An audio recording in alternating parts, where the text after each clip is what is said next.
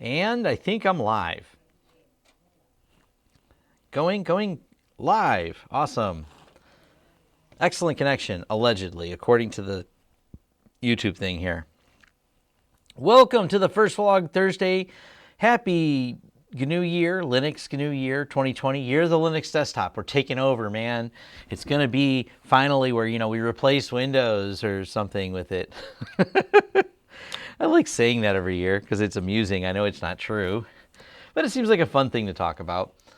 Actually, we have lots of fun things to talk about. So let me get all this in order. Phone off, or at least not making noise. I don't turn it off. That would be suspicious if I turned it off. Camera switching. All right, that works. We're ready to go. And, I'm doing everything right to the last minute. I was actually doing work today, so not much. Working only a little bit. Oh, I have this too. So we have one more angle. We have our overhead here, so we can see things and see cards and stuff that I'm playing with on the table.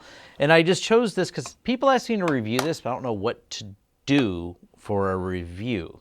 So I get a lot of questions about it, but some things are harder for me to review because I don't know what people want to know. And I bring that up. So let me set this aside so nothing falls off of it. This is our lab box sent to us by a YouTube big fan of the channel. Said I helped them out a lot, but they also sent me this. And we just keep it kicking around because I lab things out all the time. And this has been a fun box for that. Matter of fact, there's more than one there's actually 2 different hard drives in it right now with 2 different operating systems. One's pfSense, one's Untangled for testing I've been doing with it. Matter of fact, right now, it's off, but I like to unplug it.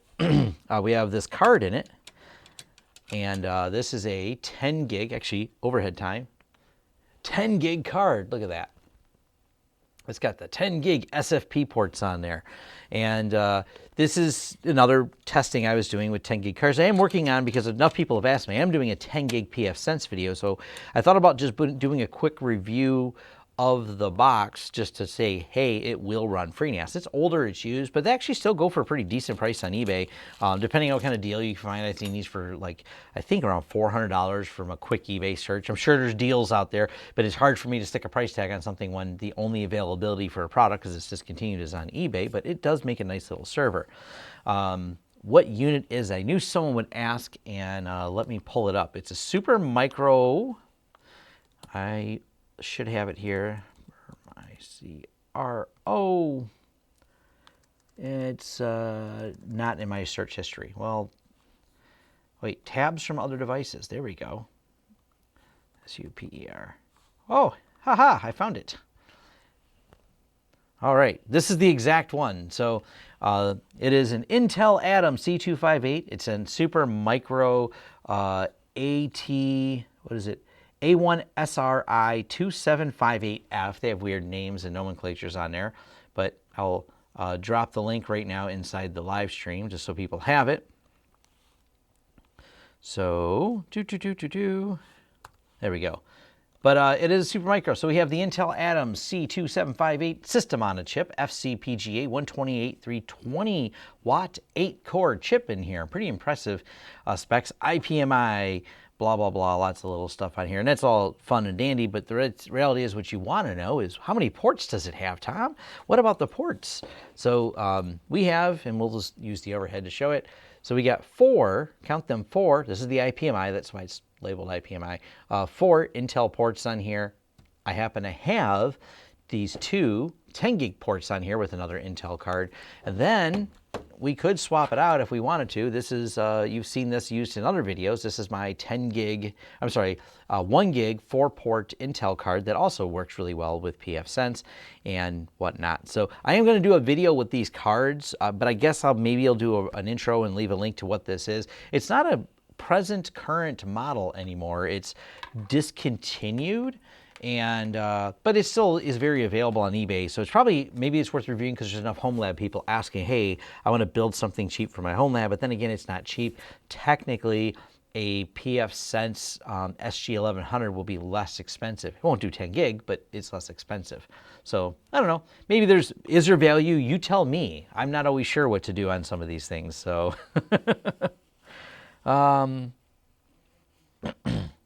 Yeah, they make a similar model now. It's just a newer version of this. So, yeah.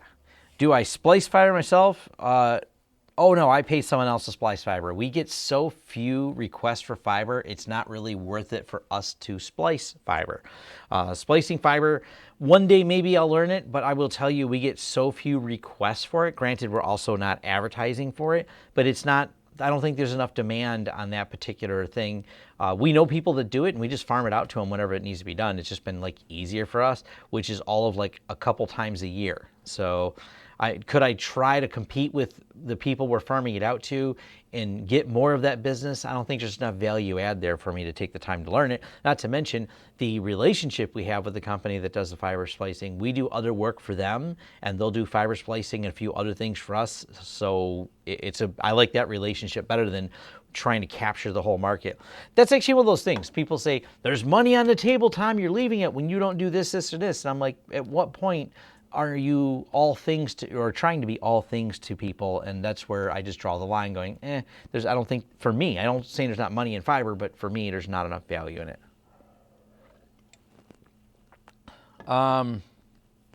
Why 10 gig on PF Sense? We have people that are asking for 10 gig on PF Sense. We have customers using 10 gig on PF Sense. Well, I can't say 10 gig. We have a client with a 2.5 gig connection. So they're close. They're 2.5 gigs, which does, they are using a handoff that is faster than the there. So it's one of those things just to talk about it, to say that yes, PF Sense can do 10 gig. Yes, it'll route at 10 gig. And there are connections, especially because we do data center work sometimes, there are connections that people have that are faster than 1 gig. So it's definitely a thing. Thank you for all the Happy New Year's. Awesome.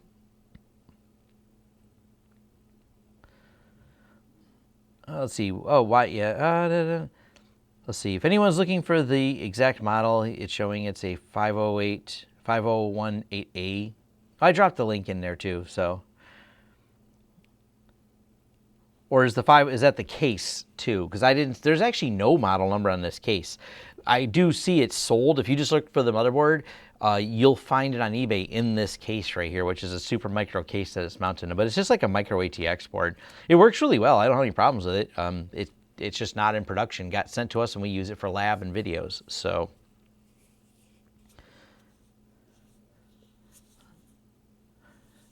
Anyways, back to Happy New Year. Another talk about this, I guess we could find it. We'll just throw it up here on eBay. Maybe there's a few other part numbers. That's the challenging part. I mean, eBay is awesome for building home lab stuff, but we need to keep things in stock for clients. That's why we don't necessarily use eBay as our go-to for that. So let's see. Right here's the one. Pull it up on eBay here. Super Micro A1, this is the same model with the Atom front I/O 1U rack mount. This is the identical one, so it looks like $599 for this one. I don't see the other part number in here, but it's not too hard to find. As soon as you start putting in this, I guess if you could add 1U rack mount, you'll start finding them in here.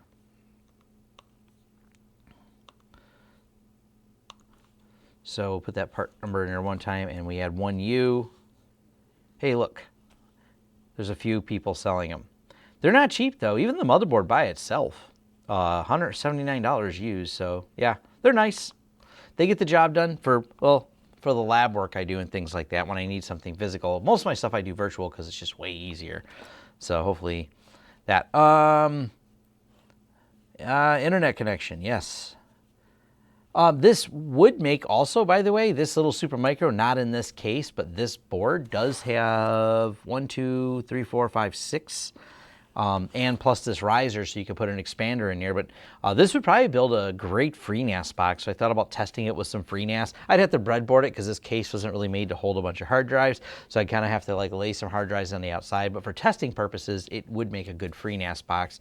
And with this 10 gig card in there, make a fast FreeNAS box. So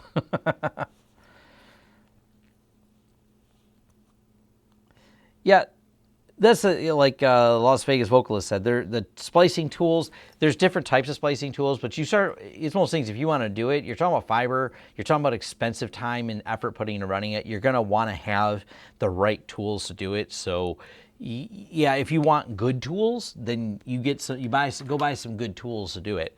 That's important. If you want just some basic and do some basic fiber testing, I'm going to do a quick, not video right now, but I will be doing a video on the topic of like fiber and the ends and the little connectors and LC connectors and how you connect computers together. And this is a fiber end versus this is a DAC cable, which also plugs in. They're both in SFP format, so SFP fiber versus SFP DAC. So stuff people like to talk about and have questions about. And DAC looks really cool, and so does fiber. It looks cool to have fiber with your stuff. But a lot of times DAC, especially when you're moving things in the rack, you go for DAC. If it's in the rack, go for DAC. Maybe that's memorable. Fiber is made for slightly longer runs, and this is a fiber patch cable, which may go into the larger fiber box. So it might be a fun discussion topic. What we use UniFi cameras at our office. So let me pull those up. Because I don't mind, there's nothing on the camera. As long as there's no customers in there. Let me get it logged in.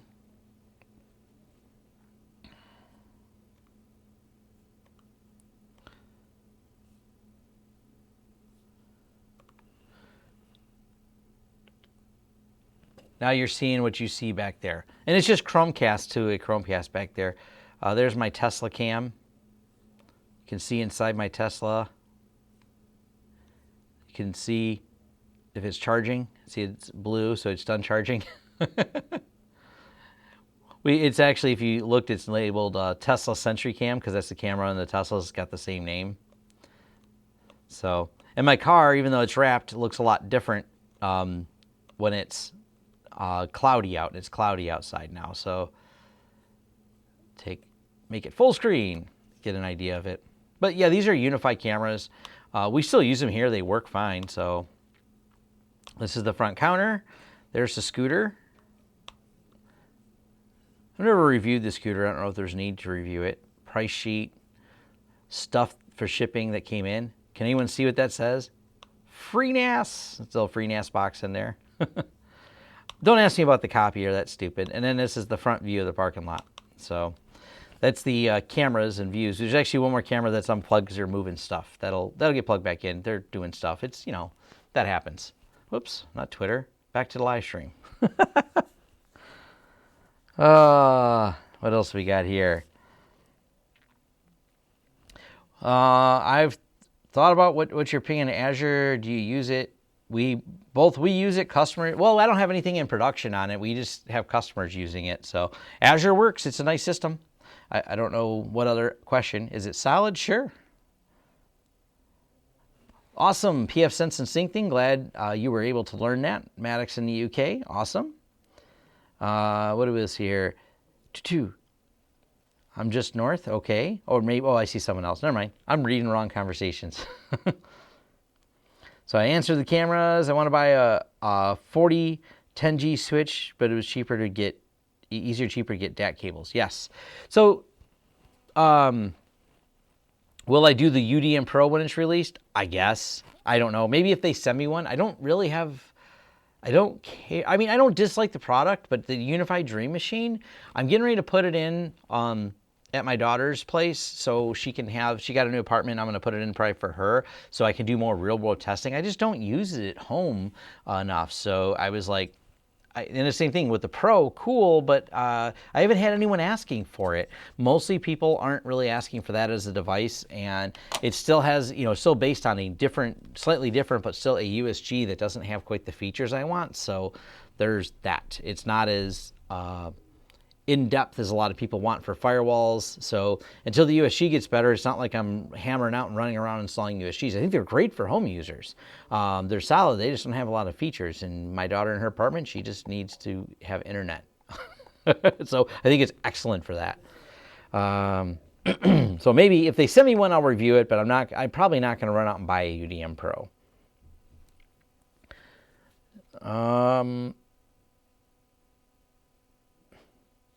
Do I have any hosting a FlexSim? I don't know what a FlexSim server is, so no, I have no experience.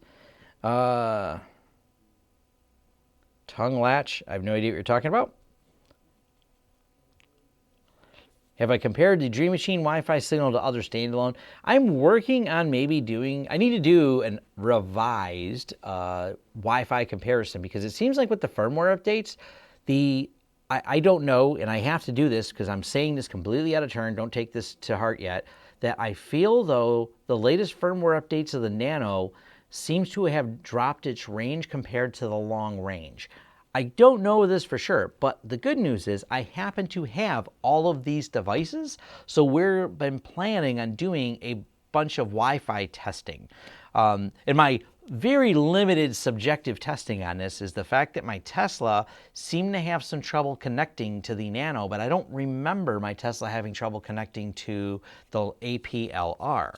And I know the long range is supposed to have further, but before when I did testing, they seem to be really close. So I'm going to go and update my testing, and I'll include, while I'm at it, the Dream Machine, because it has a different Wi-Fi configuration altogether. So I will be doing a series of comparisons on them.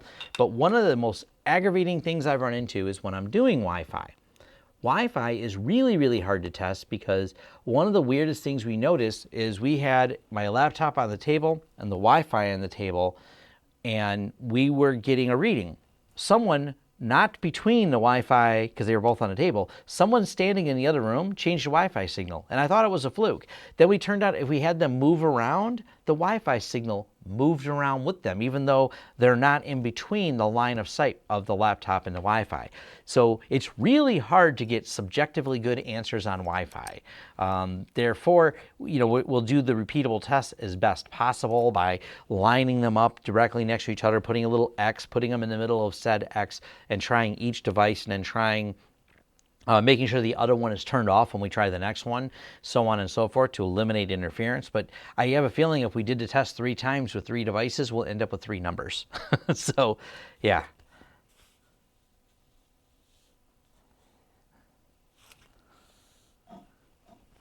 Oh, I don't know. I don't use SolidWorks, so I don't know.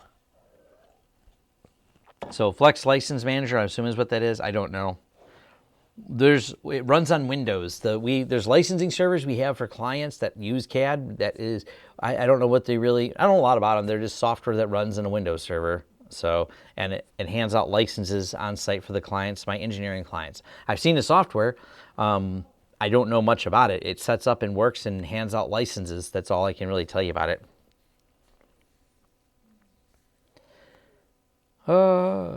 Will you get the UBNT leaf switch when it's released? I don't know. They send me things randomly. We don't always run out and buy something that we don't have a use for. So if I don't have someone that would actually use the product, or if it's a product we sell enough of that I should stock, I don't necessarily get them at all. Because a lot of my reviews are based on use case. And because they did send me the Dream Machine, I went ahead and did a review of it. We thought it was neat. I knew enough people asked me for it. But some of the other one-off products, if I'm never going to really use them, they're a little bit more difficult for me to do a review on, because I'm not installing them anywhere. So it's kind of like, yeah. It's not really something I want to dive into as much. So, do I like, people think I have to like one or the other better, Synology or FreeNAS. No, I don't like one or the other. They kind of have different use cases. We sell a lot of both. So we do a lot of FreeNAS work. We do a lot of Synologies. We deploy quite a few of them. Synology makes when it comes, for example, camera system, Synology, hands down, love it. It does a great system. Does great. It's got the storage server. The licenses are one time, not recurring, so it makes a lot of people happy not to have to constantly pay every year for the licenses. So a lot of small businesses really like the Synology. It's been our small business go-to replacement for the UniFis, because of the UniFi and the confusion about their hardware and their support over time. So I really do like the Synology system. Synology also has a lot of nice backup systems for setting up people who want to image their system. It's kind of got a lot of stuff natively built in. FreeNAS is the bigger enterprise, more scalable. We probably sell less of them to small businesses, but when it comes to large company, hands down FreeNAS, there is a giant, this is going to be something I review really soon. It weighs 200 pounds. I can't pick it up. We were going to try and put it on a table for a video and I didn't have time, but we do have a big FreeNAS box I'm going to be reviewing. This is the actual TrueNAS enterprise storage system here. That review's coming in the next week or so. That's going to be fun. I've done one before a couple of years ago. This is going to be the new version of their TrueNAS, their enterprise version, because people ask you, I want an awesome high-end super storage SAN. That's my answer right there, is right sitting behind me. That's what we recommend. So Synology over QNAP. Never used QNAP. Everyone seems to think Synology is better. Based on reviews, based on security, Synology seems to be better. I know QNAP took longer to patch some problems than Synology. That was what I was reading and through looking at different reports and bug filings. But overall, Synology has been my go-to. I haven't really done a lot with QNAP. I've watched a few videos on it and nothing about it made me think I should try it.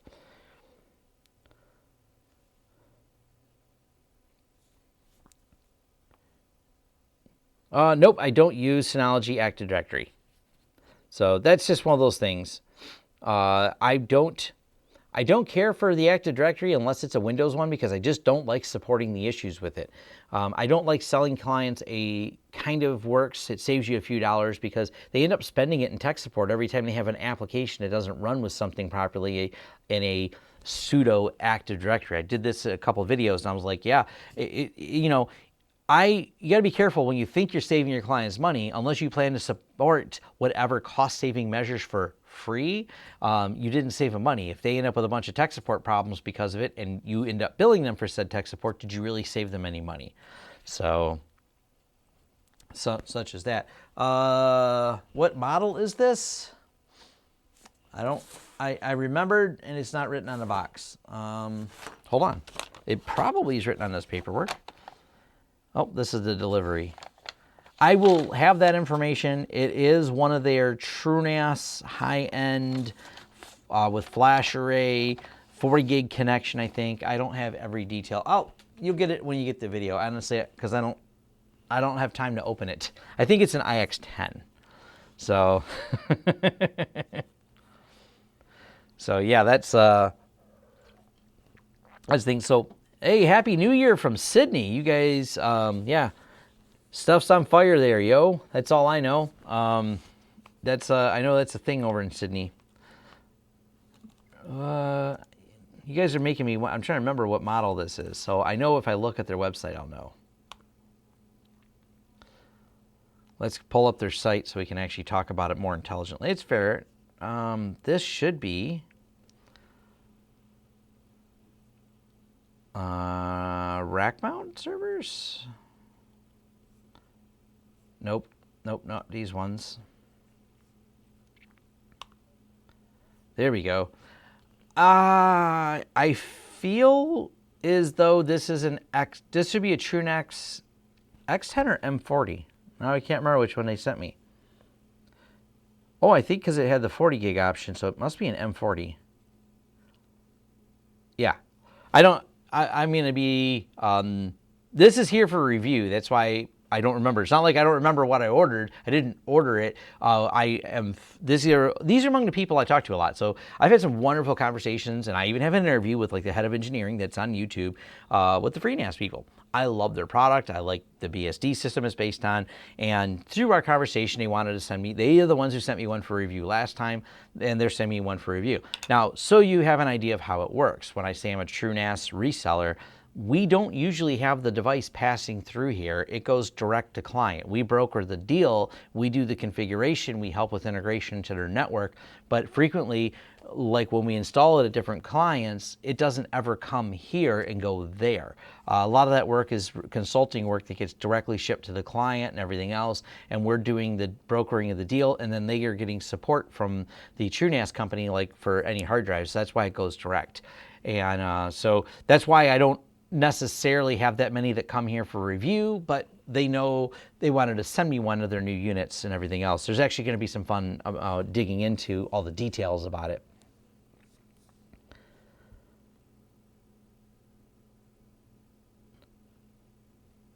Who's the guy mooning the security camera? I didn't see anyone mooning it. Anyways, Yeah, I heard that everything's on fire in Australia. That looks like it sucks. Yeah, I have influencer problems. Dude, my life is a collection of first world problems. That's, I won't lie.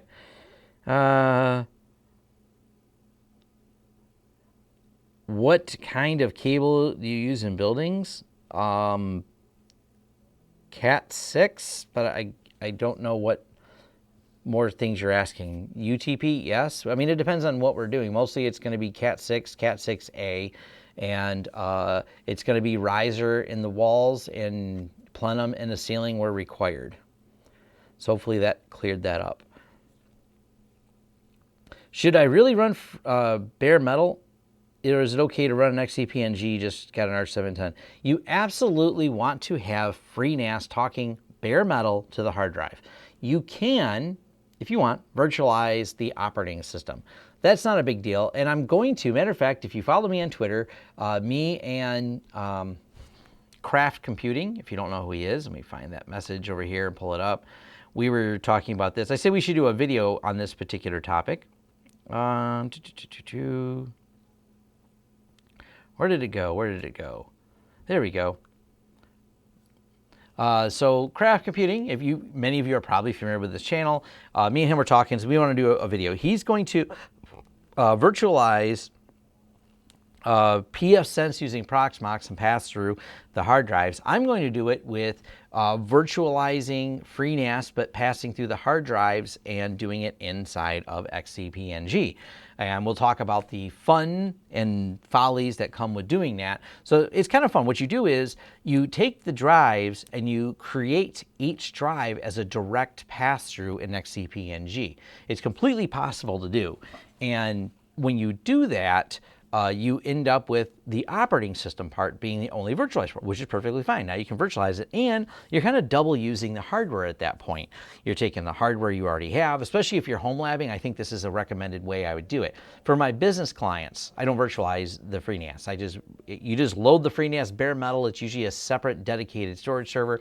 For the enterprise clients, we sell them one of these IX system ones, where not only is it running bare metal, but it's redundant. So people say, how do you build a redundant SAN, do this, this, and this? I'm like, no, you can just buy one IX Systems TrueNAS system. And if you watch my video before, if you look for TrueNAS video on my channel, you'll see that it has redundant, instantaneous failover motherboards. Not like failover, we lost a little data, but we're catching up on it. No, instantaneous, you don't lose data on your iSCSI extents failover. It's a real good, solid enterprise solution, and it's very competitively priced. It's a pretty awesome system. So we'll be talking about how the failover works on it and everything else. So.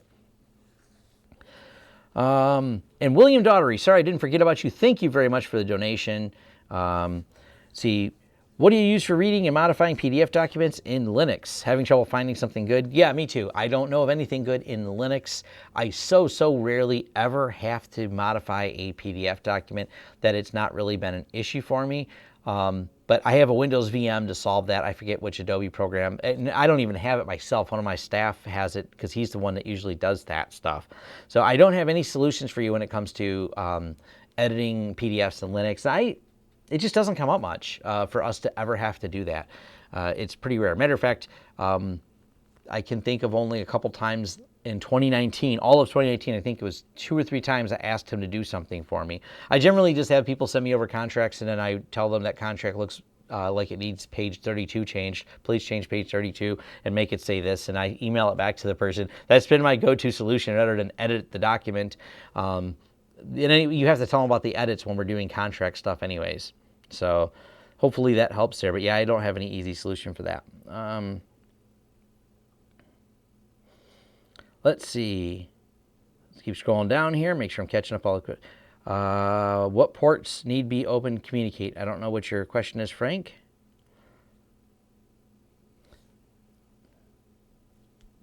Yes, FreeNAS will work well with. Well, you can pass through the hard drives without passing through the controller, and that's how I'm going to talk about in that video. So there's different methodologies. You can pass through the controller, or you can pass through the individual hard drives to the system. So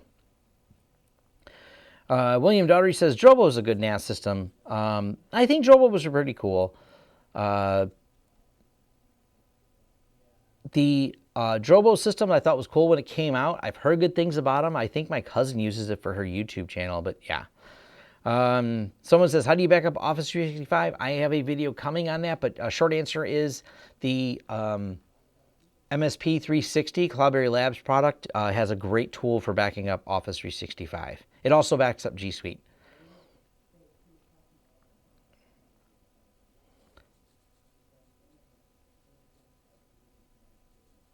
So what else? Oh, okay. Yes, Home Lab. Look forward to a collab vid. We want to be, me and him have been chatting a lot on Twitter. We want to do a collab video. We just try to figure out what to do it about. He's more into Proxmox. I'm more into XCP-NG. We have something to debate about, right? And I know everyone wants this, debate because they're all sitting on the fence. Do I load this or do I load that? Which one do I load? I know that's comparison videos are what makes people happy on YouTube for sure.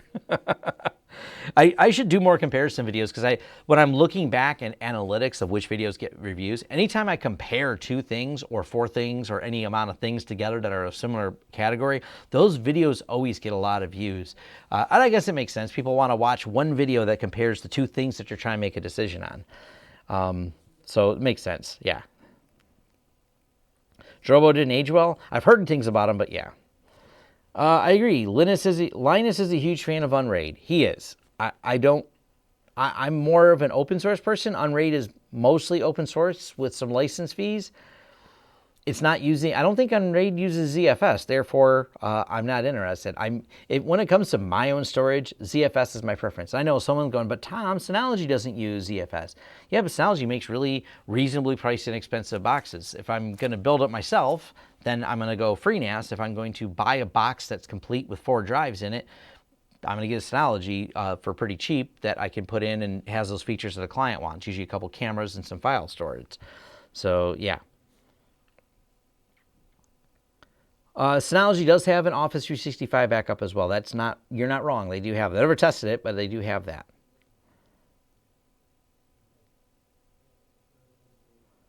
On pfSense, is it normal to see your public IP on the WAN interface dashboard? Yes, it is. That's if you're showing the IP addresses of the WAN, absolutely.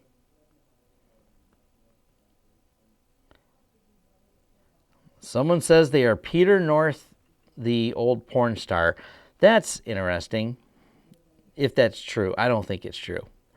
Anyways, have you ever had an issue with pfSense firewalls not working with certain ISPs? No, I have not had any particular ISP issues, but we have seen weird compatibility issues, I should say, with some of the Realtek cards. I had someone that they just didn't seem to like it. I've never had an actual genuine pfSense box have the problem, but I had a few years ago, I remember one Realtek card having some problems, and it's one of the reasons I've just kind of pushed towards all Intel cards because they just seem to be better supported than the Realtek ones. So yeah. Do I still recommend Cloudberry backup? Absolutely. It's a great product. They keep making it better. I did a review of it. We are using it. It's just a nice system.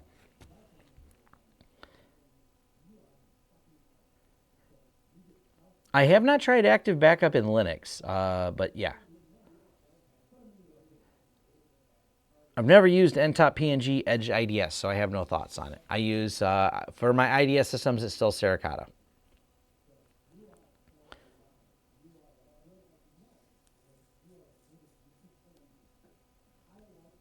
The only thing I can't make pfSense do, redundant failover with ISP using dynamic DHCP addressing. There is someone that had a hacky way of doing it. It's kind of a one-off. It's rare. I can't say I've ever run into a scenario, and I know there's other routers that have this capability, but I have never, ever run into a scenario where someone wants a redundant firewall, but they also don't have static IPs. Everyone I have ever talked to that's had redundancy in firewalls also had static IPs, because it's almost always a commercial client or it's a data center. Those are the 2 places they're going in, like an enterprise head end of a network or a data center, and both of those scenarios have static IPs. Outside of that, I just haven't seen it. So it is not something I've ever encountered. I'm not saying the scenario doesn't exist, because there's always some weird scenario that exists somewhere. It's not enough to make me like WatchGuard firewalls. I will say that. I guess if that one person has that problem, we'll do that. So I got the hiccups all of a sudden.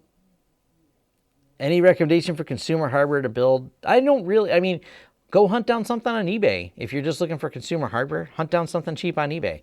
Hunt down right here. This is a really nice box. You can find this motherboard. I left the model in the chat. You can get this motherboard for really cheap. It's probably a great deal to get this on eBay.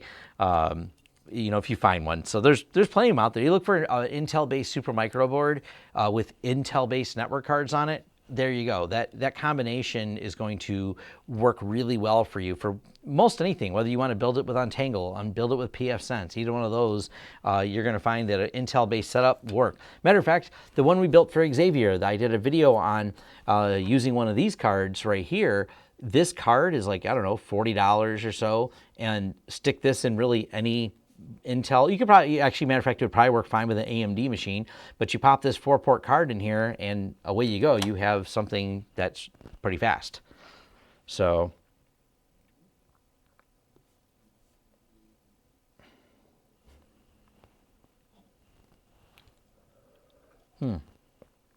let's see what else we got here. Let's drive into something else. Stupid quick question. What is the OpenVPN? Is it free? And OpenVPN is for connecting two devices together, be it one endpoint like a phone or a laptop to your business network, or you can take two firewalls and connect them together via OpenVPN. So what was the other topics I even had in here? Talk about projects. Project time. I have not had time today to do this video. Let me pull it up though, so we can talk about it at least. Let me run through these slides. Is there anything in here I can't show? Probably not. But this project here. So this is something we just finished. We installed, sorry, I can't remember the number, like 50 or 60 of these access points. And these access points are all UniFi, and I'm going to be doing a whole breakdown video. I was there sorting out the fiber from 30 feet above. So this was actually what I did New Year's Eve. I was there doing this, and it was kind of fun. It's a pretty big place. It was a big install we did. Someone complained. They're like, oh, no, you're using older fiber. The fiber was existing. We didn't run that. We did have to solve a problem with it, but we didn't actually run it. And it was just kind of, for those wondering, do you guys use the hooks? Yes, we do. This is what they look like. And these wires that are sloppy, that's not me. That made me mad. So I know we didn't do that. They had someone else. We got the bid for the wiring, and someone else got the bid for the other part. The wires that are nice and taut are ours. The iron wires that are kind of dangling are the people that used our looms that we put up there, our J-hooks that we put up there for their stuff. So they didn't do as nice a job as we did, but overall it looks good. It's not terrible looking. It's a big place, so it gets you an idea of just how big this building is. It's hard to really get perspective from a camera, but we have the entirety of this building covered and saturated in Wi-Fi, so I'll be doing a whole video on how this place works. I'm standing in almost a dead center. I'm in the middle IDF. Versus being at some of the other ones. So it's definitely pretty cool. It's also fun being up that high.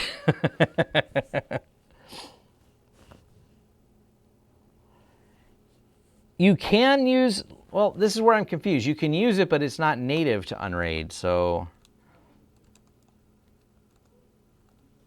Unraid ZFS support.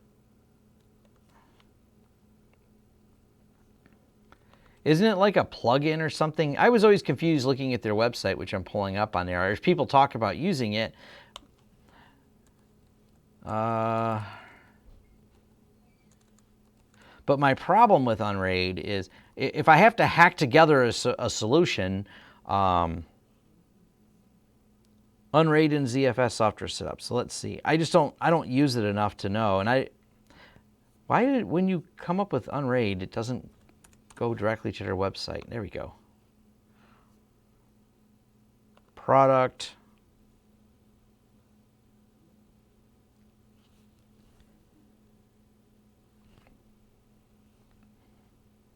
I don't know. I'm looking on their website. Let's look together. So I'm not just staring at this. I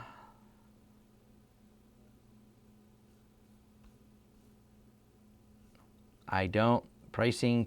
Yeah, why should this digital Mavericks data storage users learn more? Does it say ZFS?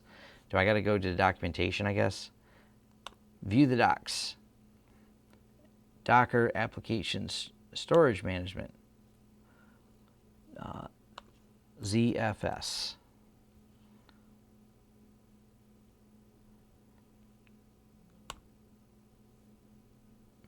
Is it natively supported? I'm just less than clear on that. Or is it an add-on? I don't know. You can see my confusion right away.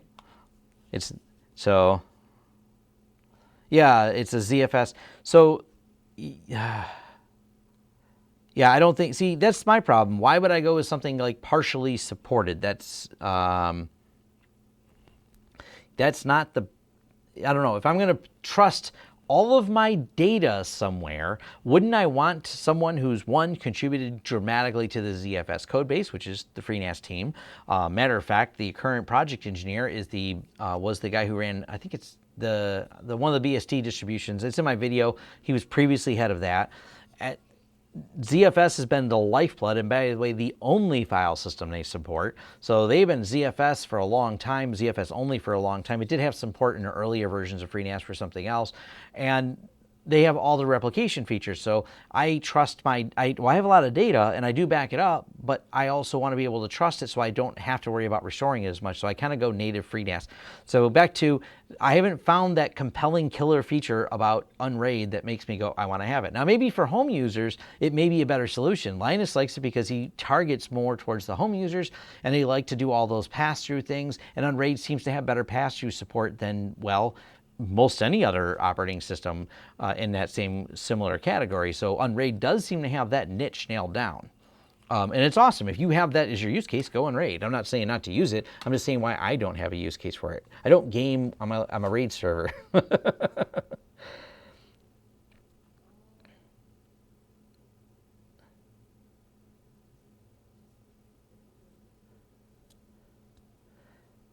Oh, let's see here.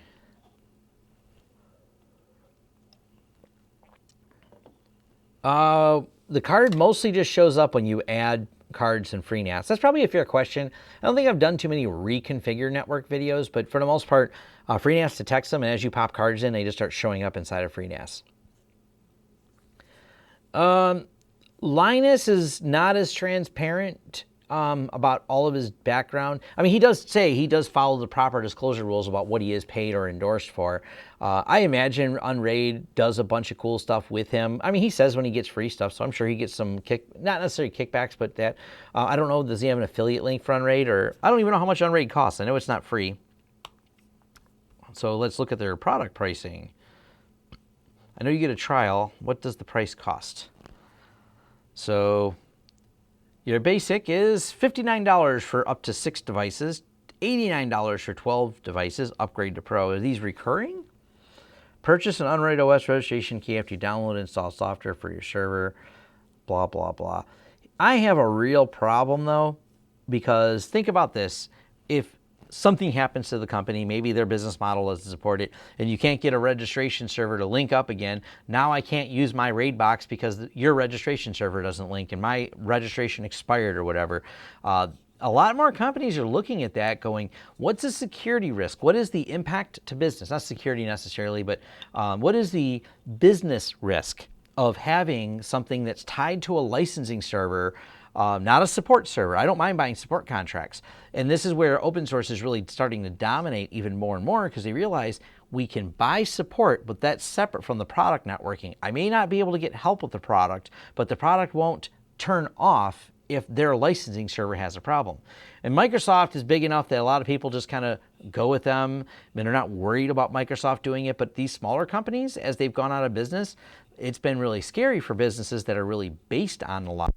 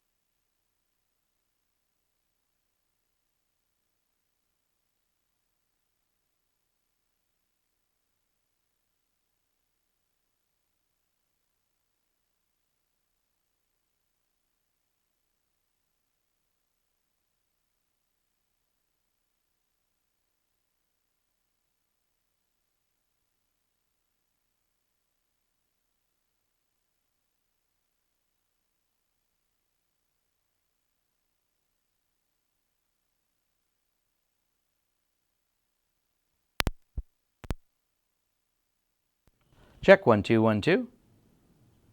Weird. The mic went dead. I'll be right back. I'm going to plug this in.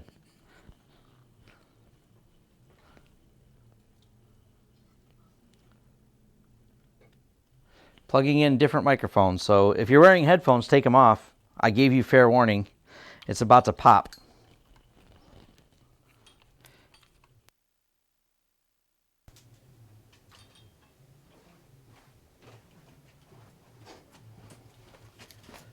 Check 1 2. All right. I didn't realize the mic went dead over there. The receiver was blinking, and I have it tilted and I can't see it, so the receiver is blinking, and apparently the battery is on a receiver. I should have charged it. I used it a couple times. I didn't realize I used it so much that it's gone. So, anyways, yeah, anyone know sign language? Not me. Oh man, sorry about that. So, sound off, sound off. Where did I lose everyone? Boy, all of you came to life when I went dead. Anyways, so someone said not a registration server. So, but somehow they tie that registration. They don't just give you a key that works forever, but that was kind of my point. I lost at the Microsoft part. So I said Microsoft is the king of, charging license fees, and people, well, Microsoft's always had a stranglehold and monopoly on the market. Therefore, people are used to paying fees to Microsoft. But when it comes to some of the other software, companies think a lot about that business risk related to it. Therefore, license fees kind of scare them, especially with, if they want to base something on it. They're going, what if we lose the license fee? We have to rebuy licenses, et cetera, et cetera. So, yeah, Tom is the new UDP. Oh, man. So, technical issues. I see you made it to 2020. No kidding.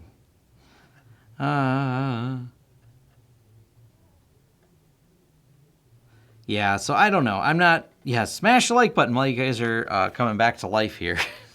So I'm not a big on, if I can avoid, it's not because of the money, but if I can avoid lock-in and license fees, then awesome. I'm that much better for it. Make sure this mic's pointed right at me.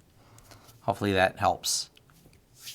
I don't know if that made the audio better or worse. Hey, mic's in camera. My film people go crazy that I show that I don't edit out the tools I'm using, or I have them within view. They're like, hey, you look and switch. I'm like, yeah, I'm not about producing a movie here, guys. I'm about producing content. So it's okay that you guys can see me pressing buttons and switch into different scenes over here. Oh, and I'm playing with loopbacks. In case you're wondering what's in my hand, and if you don't know what a fiber loopback is, this is a fiber loopback. Which, where'd my fiber go? There it is. I shouldn't have things. I'm distracted easily. So these go in here. Plug this in here. Click. And this makes the fiber loop back. Yay. My office light keeps going on and off. Oh, yes. That's, ooh, look, people. You can, the front lights are on a motion sensor. So this is what it looked up. They just went off. They were on. And then if I go and wave my arms around in there, they'll, that'll go on and off again. Anyways. This is the funniest thing you guys can see. He doesn't even know this. 300 people are watching Eric crush cardboard. I should just put this on. This is great. I'll watch him crush this. Should we tell him that he's on, he's crushing cardboard? I want to see if he steps on this one too.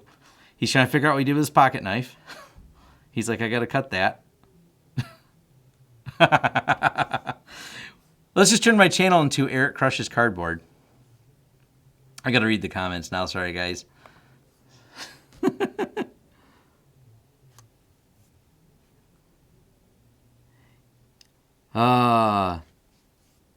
He's going to hurt himself, someone said. There's a good chance of that. So once again, we'll just keep watching while he jumps up and down on cardboard. Okay, this isn't productive. Sorry. Like I said, I'm easily distracted. If he falls, it's recording motion right now, so if he falls, we'll be able to play it back. Don't worry, guys. We will not miss this.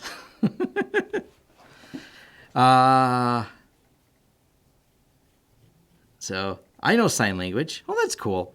I've always Do I have no audio? Someone says I have no audio. I think that's you're catching up or you're behind. I'm pretty sure I have audio now. I can actually test that. Yep, I do. So I have audio now. Anyways, there we go. So Unraid license is tied to the USB drive, so if it dies, you need to register with the new USB drive. That seems like a pain in the butt.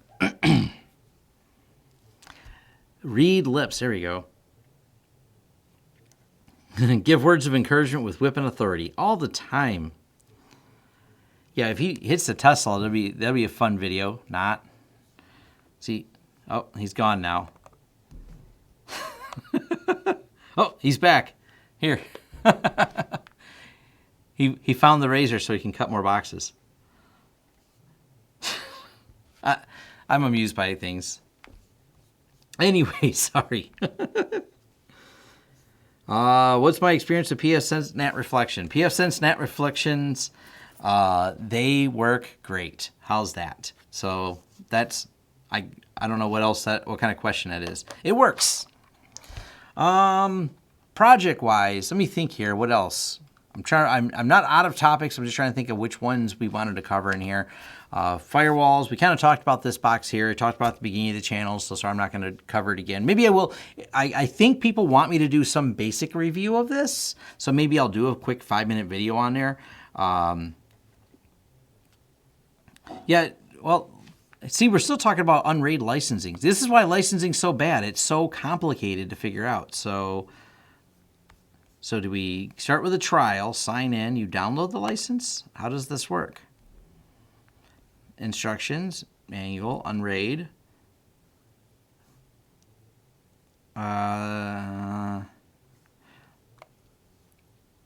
Okay, so it does that. You can choose between running a stable or Next.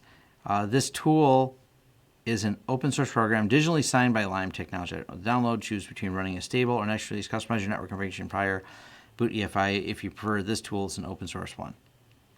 Oh, that's the USB creator. But they're not they're one of those kind of open source where we open source part of it, but not all of it, and you have to buy a license to get our stuff.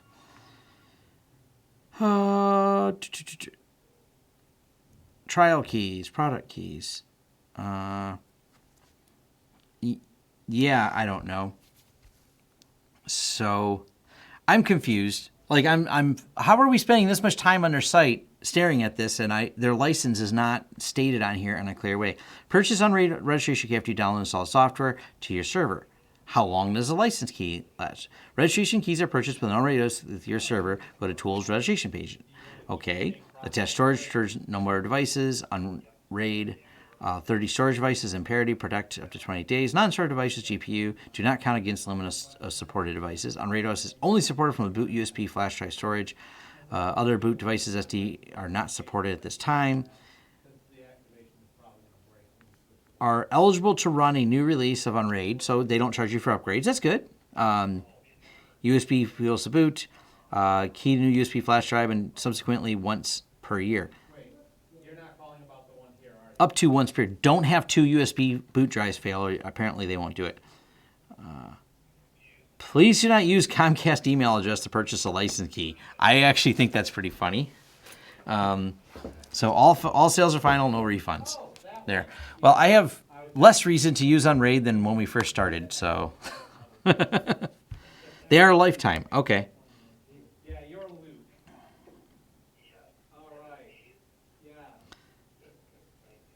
Limited to 1-year transfer. Got it.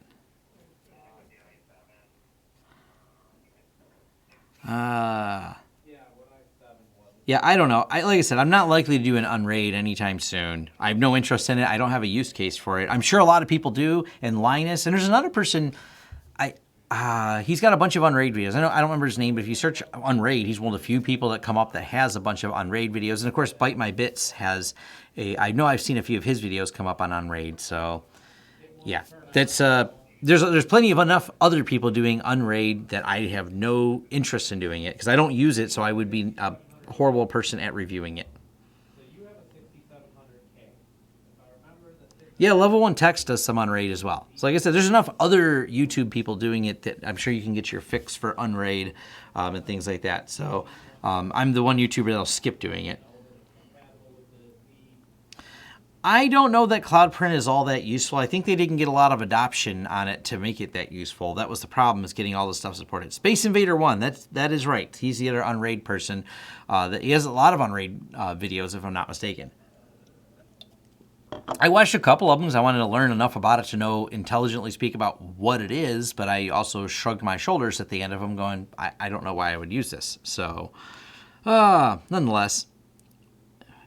MikroTik versus Ubiquiti. MikroTik have a crappy interface but are really cheap. So if you have less money but time to learn a crappy interface, go MikroTik. They have a strong command line too. If you want to learn that, go MikroTik. I don't hate them as a product, but they have a more convoluted interface than Ubiquiti's do. So if you're looking for inexpensive, MikroTik is definitely, they scratched that itch. They make really inexpensive boxes, which is part of their popularity. They're kind of like, hey, look at us over here. We didn't do a great interface, but all that money you saved on not writing a good interface brings you a really inexpensive product. So if you're fine with that, it functionally, once you have them set up, and if you're not someone who changes a lot. Matter of fact, a popular seller for, especially in the home lab market, has been their little small 10 gig switch, because it's a 10 gig switch this big. That's a good deal. I thought about getting one just to hang out in the lab here with it, because it makes sense to have. It's a reasonably priced 10 gig switch, which is not an easy matchup unless you're going on eBay and buying used equipment. You can get some really good deals on used ones. So I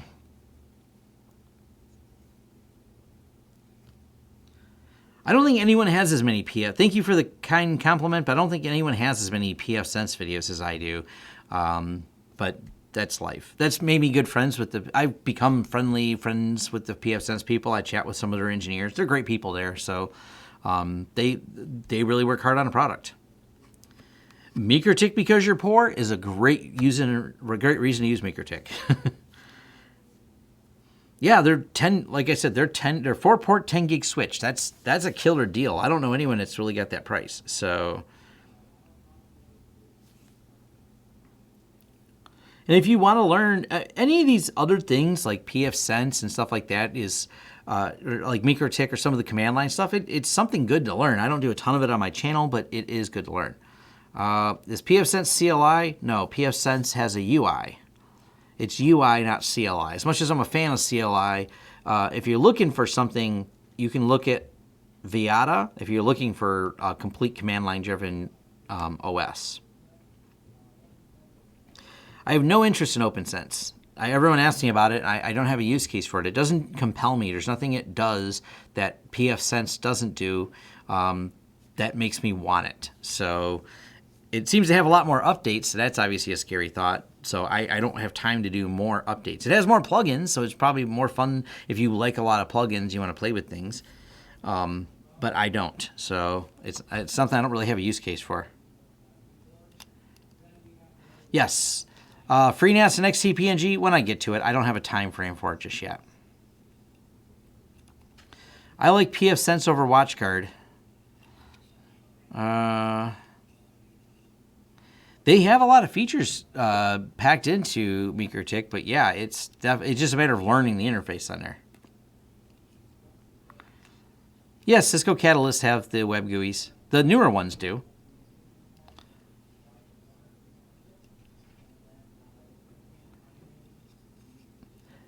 Yeah, but if you look at I think you said Barricade, but I think you mean Brocade. The Brocade ones are kind of pricey. I mean, I'm not saying they're not solid. I'm just saying they're not cheap. Nope, no Gluster. I don't do Gluster, so I can't do a video on things I don't know. I don't know Gluster. I don't have a plan on learning it because I don't use it. If I used it, yeah, but why would I use it?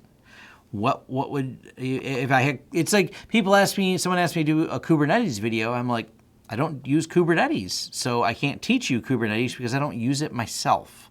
And if I don't use it, it's really hard for me to teach it. Arista, yeah, there's all kinds of deals. When you start looking for used 10 gig switches, there's a lot of great deals on eBay you can find. So, yeah, there's especially if you're doing a home lab, you want to do some learning, eBay is your best friend. As a matter of fact, I think we've covered this before. It's called Lab Gopher. I'll drop a link to this. If you haven't heard of Lab Gopher, here's your chance. Let me drop this in as a link. For my friends looking for great deals on servers, you can hunt eBay and even filter like by CPU pass mark score. I need something that scores at least 12,000 on the pass mark. I want it to have at least a couple of CPUs in it, but this is my budget.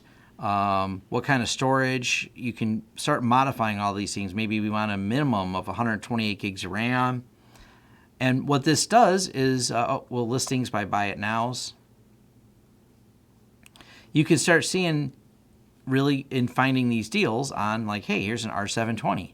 And it drops you to eBay with the links on there. So actually we want to say buy it now, not auction. Flip that around. There we go. And right here, we can find these Gen 7 HPs on here that fit the bill.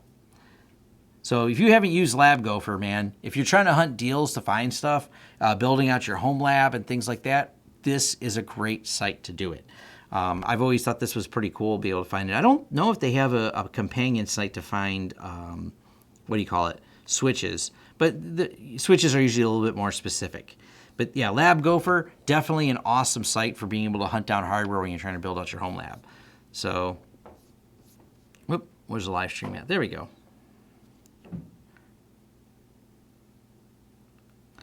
No, pfSense does not have a central manager right now.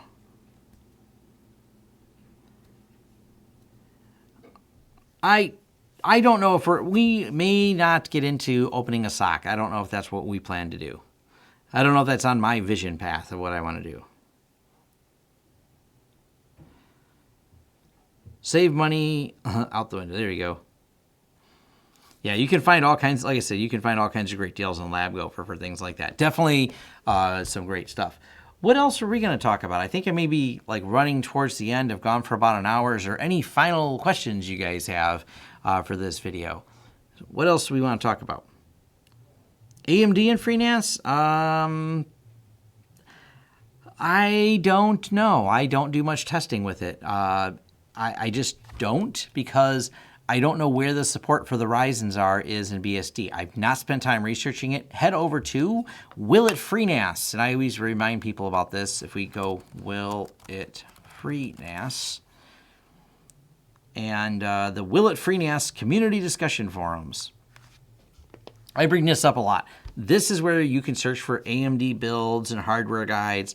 When I build them, Intel's been my go-to for a while. And a lot of times with the FreeNAS, especially because if we're purchasing commercial systems, we're building them on enterprise systems, which are very rarely AMD, just because of what's out there right now. There are AMDs that exist, but they're so new, I'm a little bit, until the support gets better, and it's getting there, but there's not enough in the market that the people who develop all the kernel and drivers have had enough time to really work with them. Same thing with XCP-NG.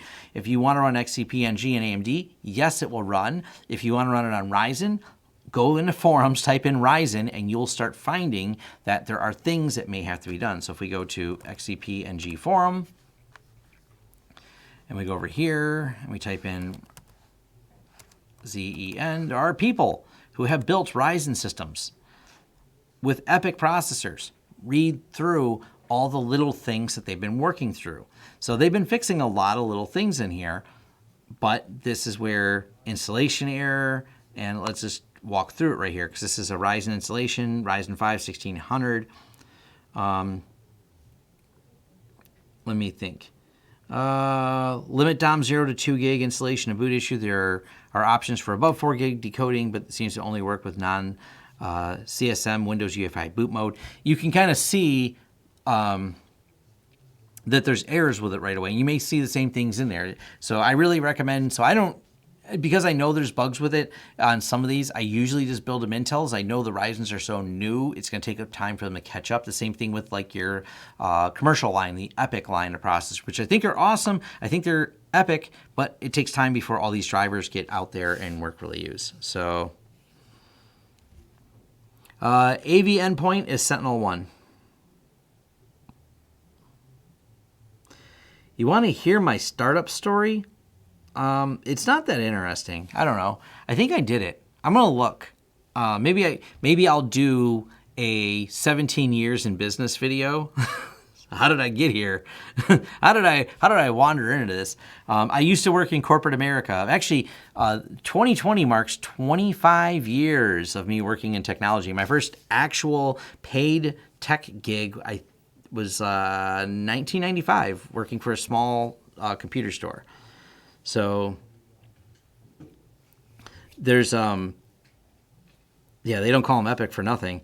So yeah, is there a real-time security monitor or a recent completed warehouse project? What client display software are you using? I don't. It's a UBNT, so we use a UPNT dashboard. I hope that helps.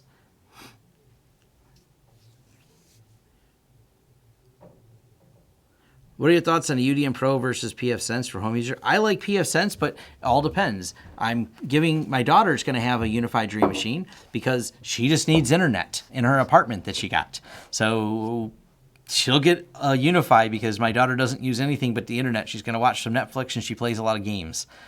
She doesn't need VPN. She doesn't need selective routing. She doesn't need anything else. So the UniFi, because the USG is just a big weak link in the UniFi chain, that's my big problem I have with any of them. pfSense is more diverse. Do you need it though? Are you going to use any of those advanced features? The answer is I'm not using any advanced features. Go UniFi. It's great. As long as you don't need anything advanced, it's great.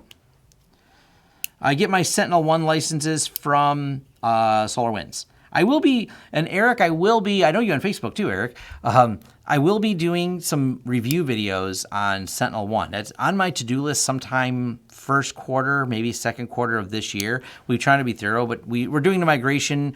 I need to do a review video on SolarWinds because SolarWinds has changed so much over the years. And I like to keep people up with some of the tooling we use. So as we are making changes in our stack, it's something I will be talking about. So that's hopefully helpful there. But getting Sentinel-1 through SolarWinds is a different license fee. You get it for a good deal, provided you meet certain minimums, etc. Talk to your sales rep about that. They can work out the license deal with you.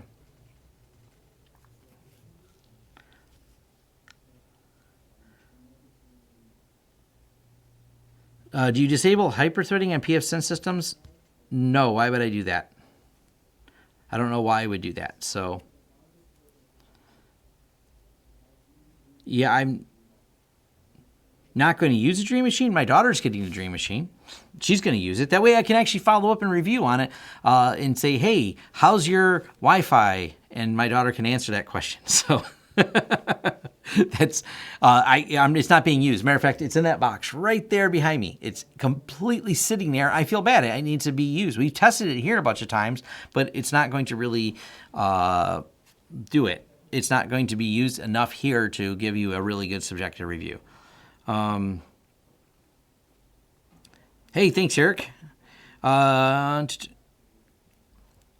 UniFi is a good set it and forget it. It's a solid system, but yeah. IoT best practices. I have a video on segmenting networks. Watch that one. Put the IoT on its own VLAN, but the reality is most of the attacks, and me and Xavier talked about this in the last episode of how to get hacked. Everyone worries about IoT devices because there's so much fear and everything else. Everyone upset going, oh my gosh, I'm going to get attacked. You know how many security incidents Xavier does and Mo's new job is doing? You know how many of them ever been IoT? Zero. Same thing with everyone makes a big deal about all these Intel attacks. Would have been going on for a couple of years. All the Meltdown, Spectre. Zero incidents you can find where that was the vector of attack. People worry way too much about it. The reality is your IoT likely to attack you? No, not that much actually. Where IoT gets destroyed, or when people talk about IoT viruses or Mirai botnets, that all has to do with the fact that people stuck it on the public side of the network and it turned into a botnet. It wasn't even behind a firewall. So mostly when it's behind a firewall, it's not going to laterally move across your network and attack. It's just statistically improbable. Matter of fact, most of your problem with IoT, separate network or not, is the fact that privacy concerns. That's completely separate than attack. And the fact that it has access to the internet is what creates the privacy concern, not that it's on the same network as my laptop. You go, oh my gosh, I need to put my IoT in this completely segmented, separate network. Yeah, it can still spy on you. It's still sending information out to the internet, and someone got your password to your Ring doorbell and is watching you. They got the Wise just had a leak. They get your Wise cams, and now they leak data. I wish people would quit putting IoT as if that's the problem. It has just, I don't get it. PF Sense is better than MikroTik. Will Powers, thank you very much. Thanks for the MSP content. Will, thank you for the $5 donation. It is much appreciated. Oh, David and you are going to start an MSP in the future. Awesome. I encourage, I should make, and I have a, the solution for IoT is not to have IoT. I'm going to do a rant video pretty soon on this because there's been I'm going to go over all the list of IoT attacks in 2017, and I will tell you in every major attack I can come up with, every one I've been able to find, 0 times with a separate VLAN had anything to do with that problem. Every time, the data that was taken from the IoT devices had nothing to do with where it was on a network. It would have made 0 difference. When Wise lost all the passwords to the camera, and I'm maybe misquoting it, but I've seen Wise got a breach. It sounds like they lost access to a bunch of the camera information. It doesn't matter if you put it on a separate IoT. They had access to the data that was on your cameras. That's the problem. Bad passwords are by every means. Bad passwords are a bigger risk than having an IoT device on the same network as my laptop. All day long, every day, that is going to be where your highest risk level is. Everyone's going, oh no, disable hyperthreading because I'm going to get spectered and meltdowned over here. Yeah, if the level of access I need to get to this processor means I would rather do something easier. Spectre and Meltdown is a good academic research. It is a very interesting thing, but it's not how the attacks are happening. Because they're harder to do.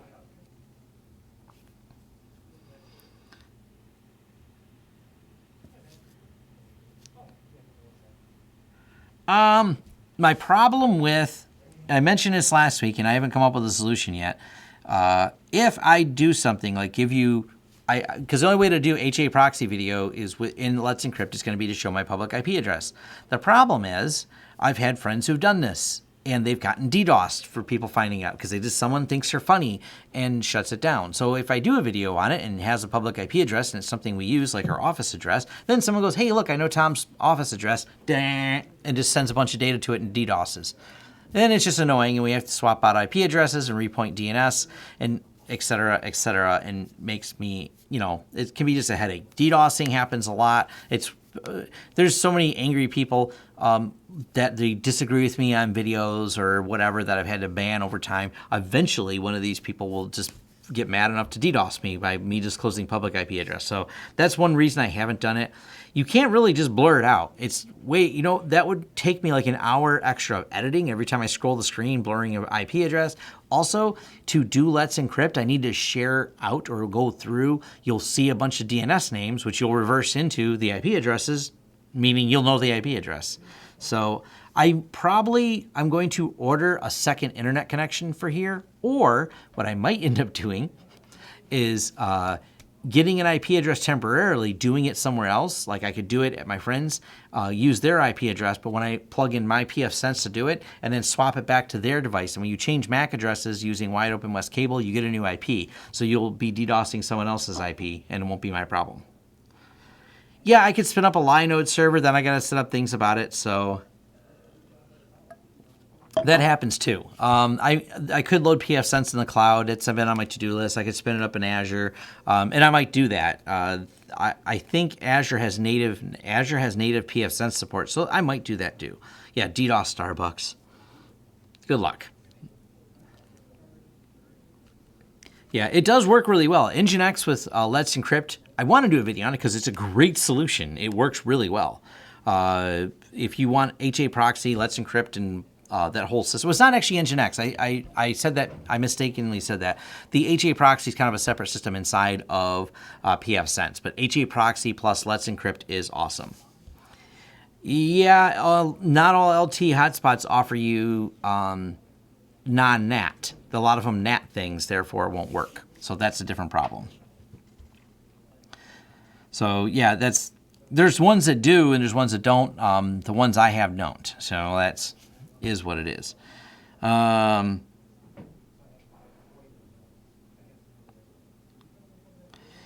Offering a I don't know. Can you get people to pay? I see you're offering a simple home UniFi UBNT targeted to home users. I don't know. Will home users pay? I don't know that market. We have weaned ourselves off of home users because we've just found over the years, that would be kind of a fun thing to talk about maybe. So the whole thing with business is I have changed my business many times.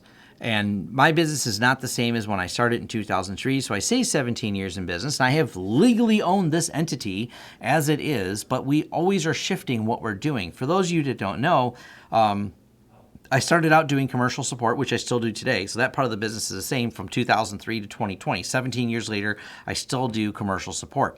But what happened in between? A lot of things, which included we opened, I bought out and we used to run an electronics store. So I used to do board level repair, circuit board repair. I had a team of techs doing that, and we did pretty good until the market shifted and we got away from that. And in between, we started a retail store. So before we got rid of our electronics repair, we also had a retail computer store. That went for a number of years. Then we watched the retail computer store kind of dwindle, especially just really over the last couple of years. Since we moved here in 2017, we've watched the retail market just plummet in terms of this market here. And so it's one of those things like, I don't know the retail market anymore for us in this area. And by the way, when it comes to demographics, there is a lot going into that thought process. It's not just you should or shouldn't do it. It's the demographics that drive this area. The median income average, the demand for technology versus someone in a more affluent area where there's definitely demand because the median income average being a lot higher and the average person having a job that requires a higher degree statistically means you're more likely to have more customers for computers. So it kind of depends on what area, and there's no easy answer when it comes to retail and things like that. And of course, the latest transformation of my business over the last 17 years, the last 2 years, has been a lot more focus on YouTube because 2 years ago is when we built the studio, and I said, I'm really going to put some money and time and effort into doing YouTube videos. So, if someone's interested, I don't mind doing a start to finish. It'd just be a long video of all the things I've done over the last 17 years.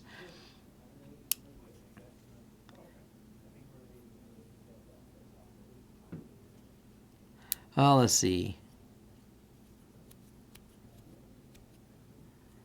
What else do we have here?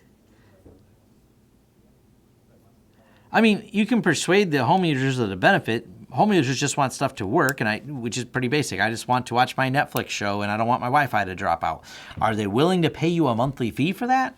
I don't know. That's a question between you and them. People sometimes get aggravated and they get monthly feed to death. People were excited when they were cutting cable, and now they're back up to paying what they paid before they cut cable because, well, I got a Netflix subscription. Not me personally, but you kind of get I do actually, but you're going to get what the idea is. They got a Netflix, they got a Hulu, they got a Disney Plus subscription, and then you start adding in all the other subscription fees, and then you're like, oh, you want to charge me monthly for my Wi-Fi, and so does Comcast charge me for this? Now you have this entire bill that they need to pay to you. Is there a market for that? I don't know. We generally find home users to very objective. They didn't like the monthly fee. Matter of fact, sometimes it's hard to get businesses to pay you a monthly fee, and they're dealing with protection and laws and compliance and still fight you on it. We still have doctors' offices that are just now hemming and hawing about approving, and they know they are legally out of compliance. These are non-managed customers because they also don't believe in paying for managed services, and they are going to be out of compliance in less than 10 days with Windows 7, or we have 14th, so they have 12 days, and they're still debating on when they want to bring their computers in to get them upgraded. So I don't know. If you have the right clients, if you have an affluent client base of wealthy people will spend money on things because it's not as much money. But when the median income average is lower, they start thinking about all those little dollars and cents. So what is a good open source image deployment tool? Clonezilla, that would probably be my go-to answer for that. What do we got here? Clonezilla over FTP. Clonezilla is a pretty neat product. I don't think I've done a video on it, but it's a good cloning tool for cloning all kinds of things.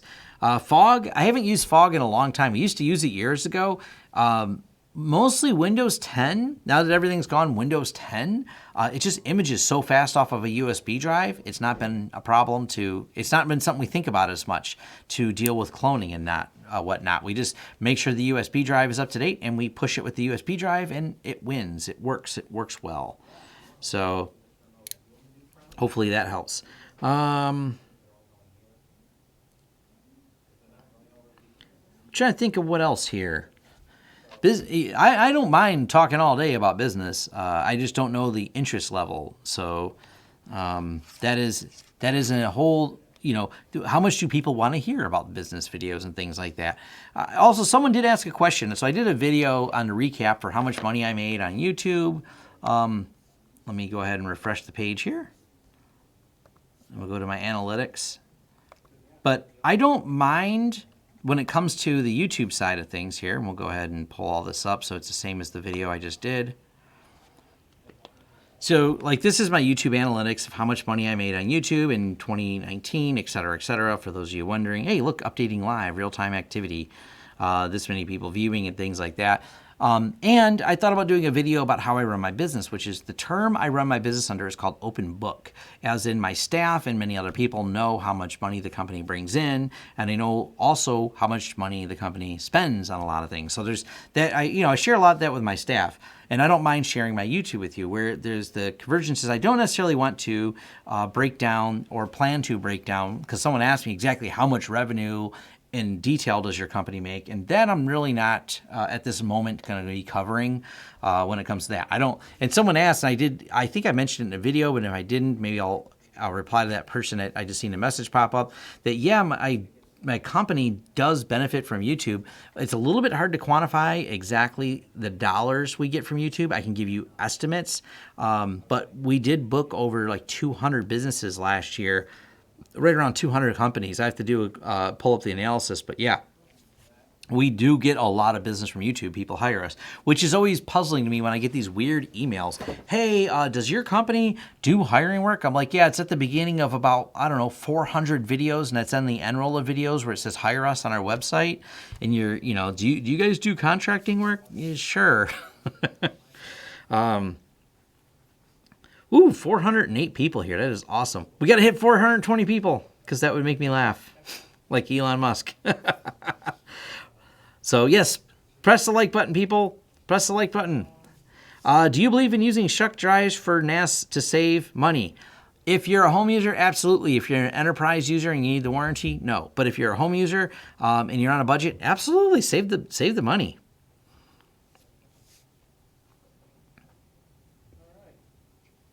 Yeah, we need more when it comes to business use. It's a little bit different. That's actually why we do some stuff that are somewhat budget oriented for clients, but most of the time it's not that budget. It's certainly not shucking hard drive oriented. So yeah. Do I use ConnectWise and SolarWinds? We use SolarWinds and then we use Screen Connect. So ConnectWise Control, but that's the only one. We got 409. We're 11 people away from 420 people. Woo! So ConnectWise Control / Screen Connect is outstanding, great software. And because much of the revenue that comes into my company is project revenue, not MSP. Still, the majority of my money is from doing projects. And someone says, isn't that like break fix? I'm like, not really. When you talk about wiring up a warehouse and installing, 70 access points or 60 access points, whatever the number is that went in there, I don't know. I'll know in the video, but I don't know right now. I don't know. Is that break fix? The Wi-Fi was broken and we fixed it by putting new in. So is that break fix? I don't know. I think few people like to make determinations on that. Now, project revenue versus recurring revenue, whether your project is fixing one computer or 100 computers, that is something interesting because the recurring revenue, a lot of people like. Why do people like recurring revenue? Well, because I have this recurring Friday payroll that we have to make. So having recurring revenue is wonderful when you have to pay everybody every Friday. So payroll's due on Friday. We like recurring revenue. And payroll's due on Friday, whether or not your project got landed or not, whether or not you got the deposit check for your Friday or not, the payroll still has to go out. So that is also something to think about on when you're doing any type of business planning. And I always joke business planning is a lot like playing any type of resource management type of sim game, where you have to figure out allocations, figure out how much to allocate towards this, how much to allocate towards certain amounts of growth, and you're always keeping a balancing act. Right now, do I need to hire another person? Are these guys too busy? They sound like they're goofing off. So I can hear noise on the other side. So maybe they're goofing off. That means I don't need to hire another person. But maybe you got to constantly look for what they call KPI or key performance indicators of your business, so you are doing analytics on your business so you know what the next step is. So that's one of those. Payday tomorrow for you guys. Sure is. They like payroll. So payroll's important. And then on top of that, handing out things like bonuses and such. So, yep, that's also really important. Do you use any websites for finding projects? Darius, I have an entire video that is like 3 videos ago you should watch. I really don't like any of the websites. We covered that on every time I do a sales video. I think that question comes up and we've answered it. I think especially in the last one, I know I did. We just don't like any of those sites. They always, if you're starting out, they might be useful for you. I don't know the names of any of them, but they might be useful for you. Once you get mature in business, you realize those places are always looking for the lowest bidder at the lowest price. And when you have no experience, that might end up being you because you don't have the experience and background to sell yourself at a higher rate. So when it comes to the sites, I don't find any of them work all that great. But I do cover how we do our sales. There's no secrets to it. It's get out there and meet people is where you get the best clients. When you get someone just off a link click, you know what they're doing? They sit there and hold the control key, depending on their technical acumen, and click, click, click, click, click, all the links. They look at all the sites from an ad they found, and they look for the person with the lowest price, and they go, hey, you look cheap. Will you come out and bid me? I caught 3 other people I just left the same message for, and they're looking for that. When we build relationships with clients, you can have a good working relationship, and when I say we get good margin on some of those clients, there is an understanding that we have. I even joked when our plow guy went out of business, and I didn't even argue with the new plow guy because I showed him the old contract. He goes, I can't do it for that. I said, well, I know the other guy couldn't either. I am understanding that there are people that you may have to pay more for things because I'd like to have them in business. And there is also the other side. Some people realize they like to pay me a fair wage or a fair rate for what we charge because they like to see us stay in business because they don't want this. When you're bidding things, just a bunch of people who are calling strangers because they don't know them in person, you're nothing more than a number to them.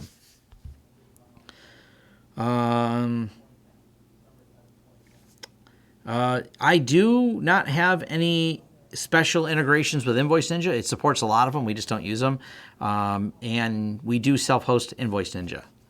So I'm using the self-hosted version because I can and because I know how. If you don't know how, it's super inexpensive to have them host it. If they do the hosting, do a solid job on it. I don't know. I don't have any thoughts on a 20 terabyte hard drives. What happened to the old sales guy? Didn't work out. I mentioned that too. Maybe I should do a video at some point in time. Over the years, I have certainly gotten rid of a fair number of people. I have some people that have been here a very long time. Hey, we crossed the 420 mark. Woohoo! Anyways, the fair number of people that have worked here, and I have certainly gotten rid of a few of them. I mean, after 17 years, you get rid of people. This is how it works. You have to constantly be that way. As a matter of fact, I still talk to him. We're still friends. We agreed that it wasn't working out. It wasn't what he had a passion for anymore, and without his passion to do the sales, he wanted to go do something different, so I suggested he go do that different thing. And we parted ways. I still see him from time to time, but there's no ill feelings. We parted on good terms. There are people I did not part on good terms with. I straight up fired them because they were stealing, or just terrible, and argued with me, or just made mistakes that put me at risk, to the point where I said, no, you're too much of a wild card because you think you should do things your own way and not the company's way, and that's fine. You can go do them somewhere else your own way.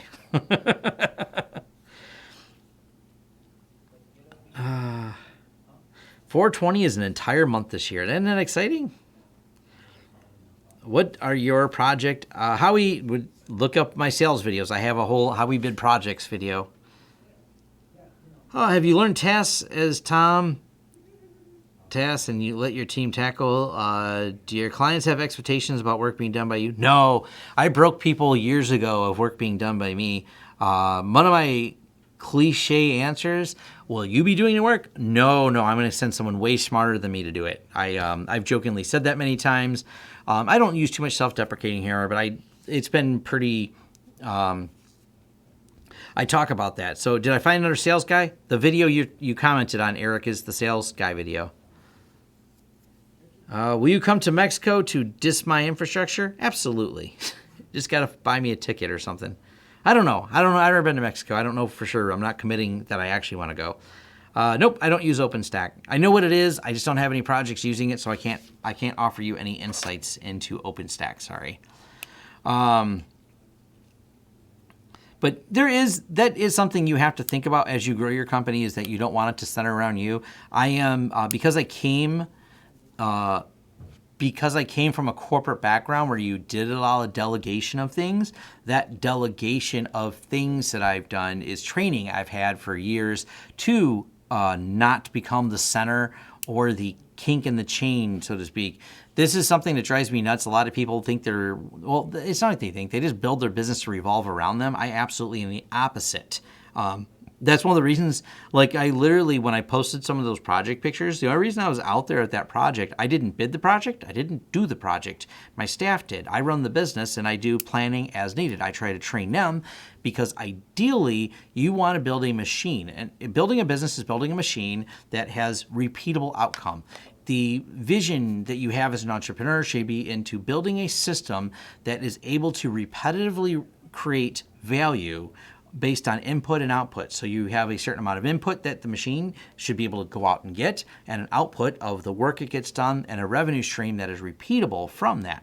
Once you start on that basis and you're not part of it, this is an important aspect of it. When you become the center of it, I don't like to say things like, if you don't have a business, you have a job. No, but you have something that is built around you. Therefore, how do you ever take a day off? How do you ever plan to grow if you can't see something as bigger than yourself?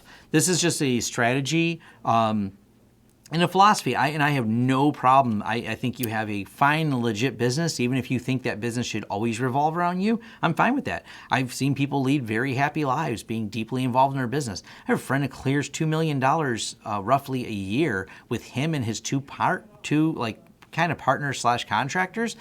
They have a creative agency. They book very large things and coordinate projects. The business is completely dependent on him, but he's completely fine with it because he does take time off after each big project. It makes him very happy, and I see no reason he should change anything. I wouldn't say, oh no, you have a job, not a business, or try to put him down. He's got a successful career, long time in the creative space that he's in. So there's a lot to think about when you're starting a business, when you're putting these things together, but they're not... it just depends on what your goal is. So we start with this is something that was hard for me when I was going through kind of in 2015, a big rethought process of my business and what I wanted to do. And I joined a business program called the Goldman Sachs 10,000 Small Businesses.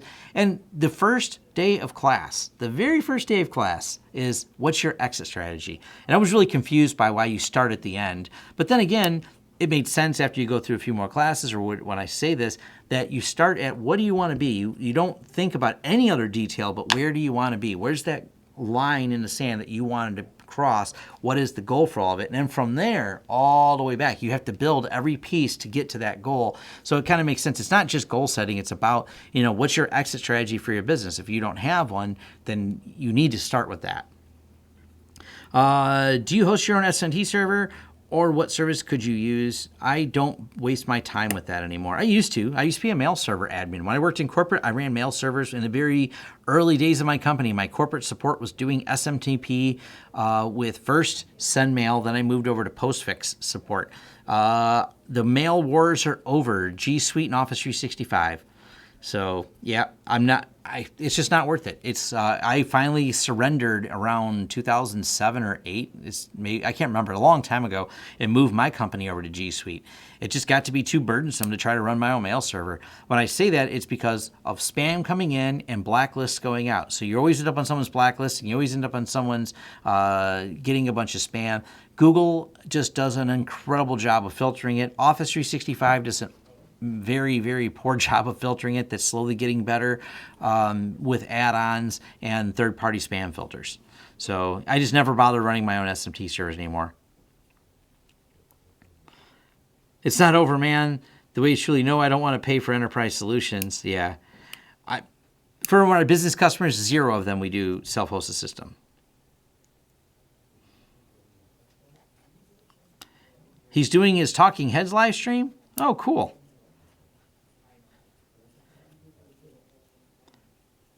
Hey, thanks from Greece. I don't know anything about Greece. It looks cool, though.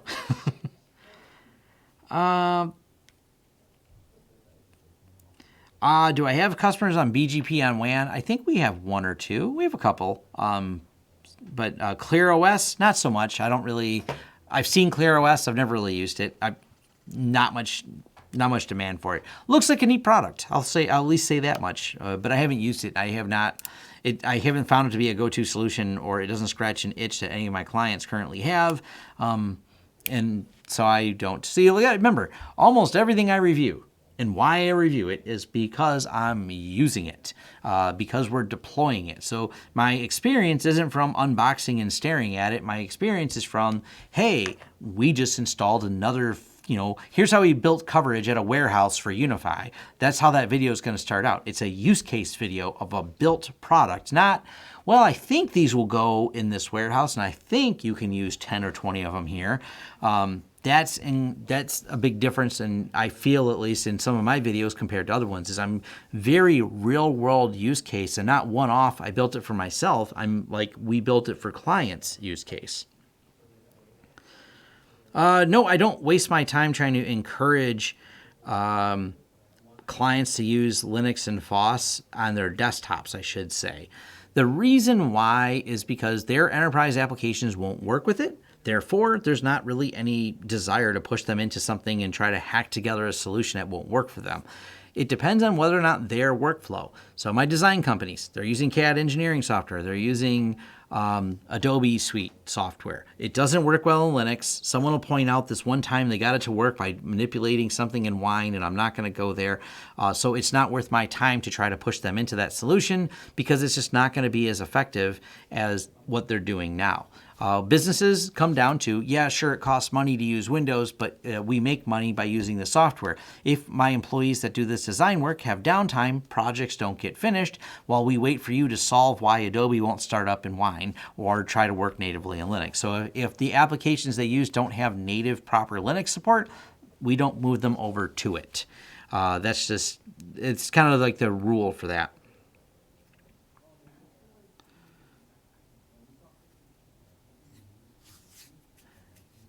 Yeah, I mean, if for a home user that wants to run their own SMT server, it's an excellent learning experience. I see that Tim Thompson says he used iRedmail. That being said, if I have emails that don't automatically go out and are tied to my G Suite account, and if they don't go out and they don't get contracts sent because I'm on some blacklist and it cost me a large project, I certainly didn't save anything. Matter of fact, now I have a different problem. The warehouse video might be out by this weekend. I have a handful of videos I need to catch up on. I have one. We installed a bunch of libraries that we did Wi-Fi on. Those are going to be fun. The first Easter egg, and this goes into how we sold it. So the IT people that manage all these libraries that we rebuilt their Wi-Fi in, when we brought our demo units out, we had it. They stared and they go, "Wait a minute. Does that say Dewey have Wi-Fi?" I said, yes, as in Dewey Decimal System, DEWEY. It's the little things that we try to make fun. That's just, it's kind of fun when we do them, having a little humor. We don't always take ourselves quite as serious. That's been kind of the fun part of it. We're very serious, like in our work, it's accurate, but naming the Wi-Fi a funny name, that's great. So. And it's not me, this is my staff doing most of this. I just see the funny names to things and kind of laugh when I see them because I'm like, who did that? And I'm like, wait, I know which one did that. So that's actually where things are more fun, is when my staff does it. It makes me happy. Zero Tier solves so many problems. Thank you. Zero Tier does solve problems. I have a few people using it. Have I ever found anything illegal on a client system? There was indirectly maybe one time, I don't know, that would have been in 1997, there was an incident that the police were contacted by the manager of the place I worked for. But I don't know if I want to care about all the details. It's not that great of a story, but there appeared to be some illicit content, and we handed it to authorities because it was on the desktop, literally when the computer booted up. So we just said, this looks like it might be illegal, but I'm not the judge of what's illegal. It was something that seemed worthy of reporting. So that's the closest we've ever, and that, it's one of those things, that's the only incident in my 25 years in tech that I've ever even had that happen.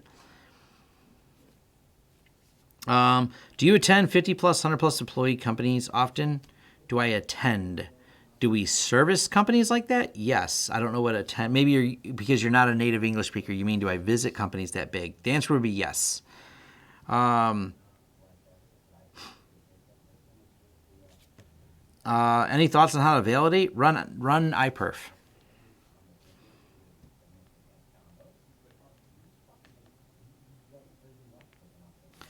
Yeah, do we service those companies? Oh yeah, we service a lot of large companies. Matter of fact, we've done, when it comes to the consulting work we do, where we're not as hands-on, I'm just doing consulting. That's a whole different ballgame. One company, the biggest one we've done, I want to say they're in the Fortune 1000. They're really close. They have a 2-letter domain, which I thought was cool. So that's your first. I won't say who they are, but they do have a 2-letter domain. So that's 26 to the second power guessing you can do to who they are. pfSense for load balancing over MikroTik? Yes. So I would definitely recommend pfSense over load balancing, but I've never done load balancing in MikroTik, but if you're asking me to recommend it, I'm going to do pfSense. I don't do MikroTik. I never used MikroTik much. My limited experience with MikroTik was always bad. Anytime I used it, I was like, this sucks. And I leave it at that. Like, I'm not impressed by it. So hopefully that helps or doesn't help. I'm not sure. What other questions you guys have? I mean, like I said, I'll talk about business all day. Just throw the business questions at me. That's definitely, I'm always like, I have no problem babbling on about business or personal life or whatever. Oh, you know what I will talk about? I don't know if anyone cares, but I'm going to talk about it because I'm here. I'm super impressed. If you want to know what I do on my day off, make goofy faces with my wife. We were out exploring in the woods. This is behind Henry Ford. My commentary is actually, though, that the camera is damn amazing on the Pixel 2. This is no zoom, and that's the zoom with the Pixel 2. I didn't think I liked the zoom. It turns out I like the zoom quite a bit. But it takes some really nice photos. I'm really impressed with it. So I will be reviewing why I bought a Pixel 2, why I have a Pixel 2. And I bring that up because a few people have asked me about that. Hey, craft cuting was summoned. Awesome. we need to do like probably we should do a live stream together sometime, craft computing. So that would be, that's fun. And we were talking about you earlier in the stream. No need to go back 2 hours and listen to it. But basically we said we should collab on the video regarding Proxmox and XCP-NG and talk about some of the differences of it and why I love XCP-NG and maybe why you like Proxmox. And we'll try to convince each other to use it, and while the audience, watches and try to decide which load they should go with on their home lab. And thank you for the $2 donation. I greatly appreciate it. Your new place is looking awesome. The new setup is looking good. The beer. We have a hot sauce collection here in the office because it would seem kind of wrong maybe to have a whiskey collection here, but maybe I should build a second studio at my house where we can have a whiskey collection, or I'll just set up my some of my stuff when we do the live stream there. But we do drink here. We do have whiskey, but we keep it in a cupboard closed. We have it for the How They Got Hacked episodes because you can't talk about hacking and security without a lot of face palming and drinking.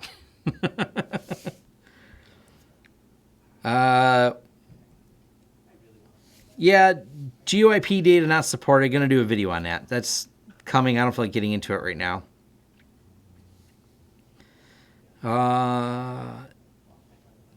No, I don't. Probably won't do the. Yeah, good idea on the closed cupboard. We can't just have liquor laying out when the customers come in. I'm just throwing it out there. It may leave the wrong impression. Yeah, I do like the XCP Proxmox Showdown. Maybe that's what we should title it.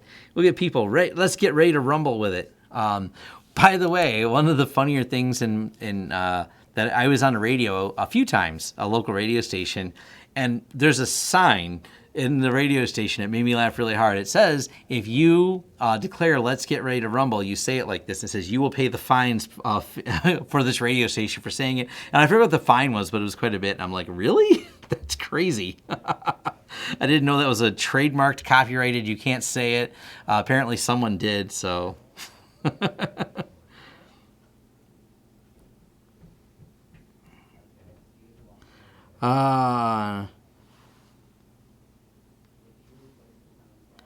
Questionable commands. There we go. I don't mind doing as I'll come in here sometime and we'll do a drinking at the same time while we talk about it's be just like you do, craft computing, drinking and computers. I can hang with that. Don't worry.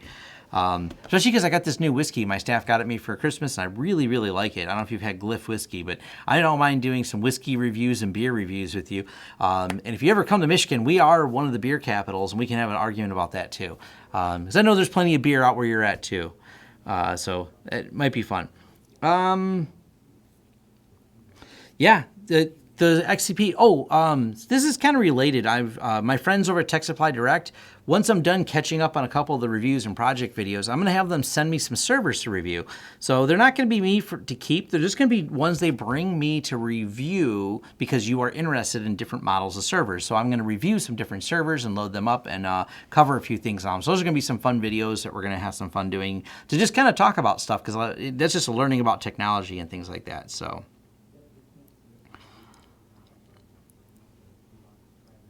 Can I code? I am terrible at coding. That's why I don't do it. I am a copy-paste Stack Exchange and muddle my way through whatever it is I'm working on, whether it's PHP or Python.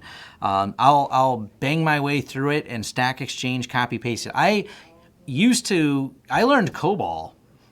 The very first language I learned was Pascal, Turbo Pascal, by the way. So I learned QBasic, TRS-80 Basic, QBasic, and Turbo Pascal. Then I learned COBOL and Bash scripting. That's kind of it. Everything else I never took the time to really learn. So, I'm copy paste all day. I don't hide that in any way. How long do companies let me keep review units? That varies greatly. I still have one from 3 months ago that IX Systems sent me.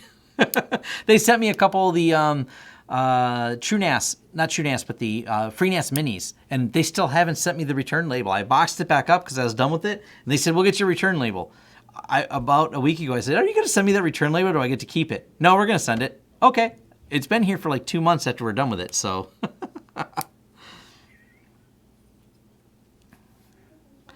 So, yes, there's two different types of pass-through with XCP-NG. XCP-NG is not targeted at the home lab user, which means they don't write extensions or functions to pass through things as simple as a checkbox, which I think, and I don't know because I'm not a user of Proxmox, but I think Proxmox lets you just kind of check a box and pass through. You don't get to check a box and pass through an XCP-NG, but from the command line, you can pass through devices. but some people don't, home users are generally less apt to do that through the command line. XCP-ng does pass through commercial, like the Tesla series GPUs. So if you talk about using a Tesla GPU with XCP-ng, it does support that. It does support those, but those are also like $2,000, $3,000 plus cards that do pass through. It also supports SRIOV. So as long as you have a motherboard, a network card, and everything that supports it, you can get that type of support and have the hardware pass through shared networking. It does have those high-end functions in XCP-ng. It just doesn't have the one check, I want to pass through this. Even when I do my video on FreeNAS, how to pass through hard drives, you're passing them through from the command line. So because it's targeted and very frequently used, it has a massive install base because of Citrix Zen Server. XCP-ng can install right over the top of Citrix Zen Server. So it has this massive commercial install base. It has a massive amount of flexibility that a lot of other things don't have, including a simple built-in, once you combine, and I always look at them as the same product, but they are physically separate websites and everything. Well, I don't know if that's physical. They're virtually separate websites run by the same dev team, XCP-ng and Zen Orchestra. When you combine these two products together, it is a 100% complete, not only backup, management, load balancing, live VM motion, including you can even set weighted VMs and say, hey, here's my cluster, and when one of my machines is overloaded, take the VMs and migrate them over. You can build even schedules to migrate them based on time. You can have redundancy in the cluster. You have complete backups, both Delta backups, incremental, and full image backups that are standard format, 100% built in, so you don't have to go, hey, cool, I have VMware, what do I use for backup? Veeam? Do I use Veeam? Do I use this? Nope, all natively built in to one product, so you don't need any third-party products. That's one of the reasons I'm a big XCP-ng fan, is it's a turnkey top-to-bottom solution.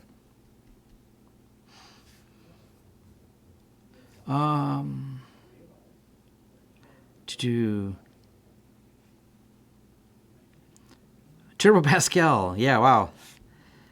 Old generation, yes, that would be me. There's different reasons to use different fiber. Is there an affordable system that can do FQCODL QoS that isn't pfSense? I don't know. I always use pfSense. But FQCODL is supported on the Intel cards, so it provides you get the right ones. Would you virtualize FreeNAS on XCP-ng productive? No, I wouldn't do this in production if that's the question. No, I wouldn't. They're separate systems. It's just fun for a lab experiment. Zentel server, I think I worked with one. I have no use case for it. It looks cool, but no, I don't use it. In your first years as a business owner, were you putting in 80 hours a week? No, 100. But that's not uncommon for me. I was doing that when I worked in corporate. I did that when I was 18. I was 17 maybe. Yeah, 17. I was hustling 100-hour work weeks. So, and that's before I started my business. I didn't start my business till I was in my 20s.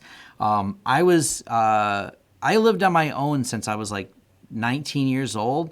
So I always hustled to do everything. I worked at a computer place. I worked at a machine shop and delivered pizzas at night. Then I landed on a computer job and got rid of my machine shop job. And then I still delivered pizzas at night. So I'd work at computers all day and delivered pizzas all night till 2 a.m. and start up the next day doing it. And then I quit the pizza job and started doing computer trade shows. So I would work a 50, 60-hour work week at the computer store, and then every Saturday and every Sunday was going to computer trade shows, sometimes even out of state. So driving, loading a truck up, going to computer shows, hustling boards. So I was putting in 100-hour weeks. I didn't take a nap until I was in my 40s. So, and even now I don't slow down. I just don't.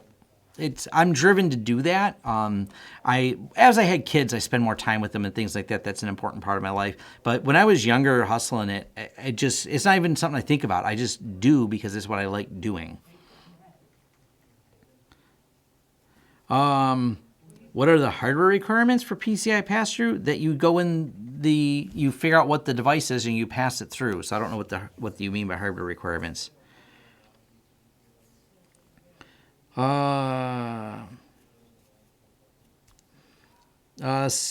Seriously, I should offer like $30 for 15 minutes consultation. I do. Go on my website. You can hire me. But I'm $250 an hour, half hour minimum.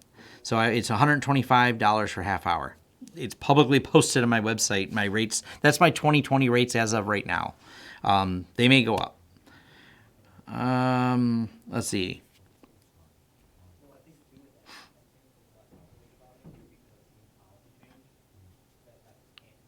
Is there a way to use pfSense with fiber NIC as a modem or replace ISP?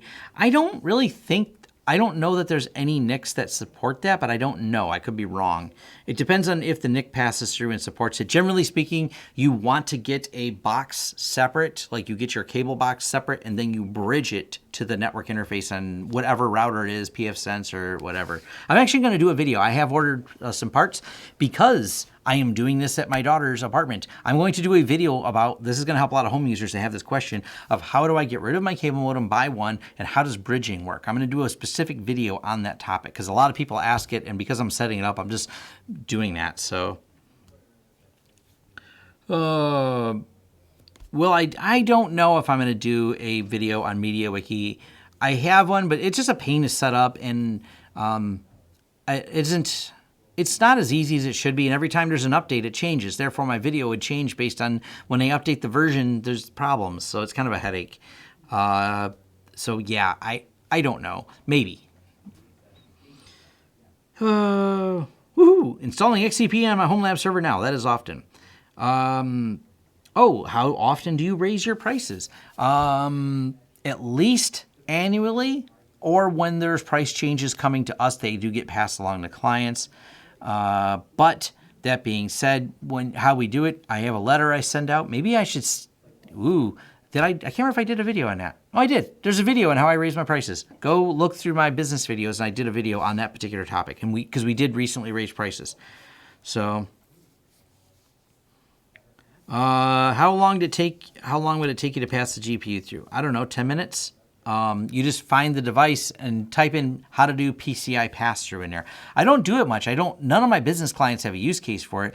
And let me explain that to you.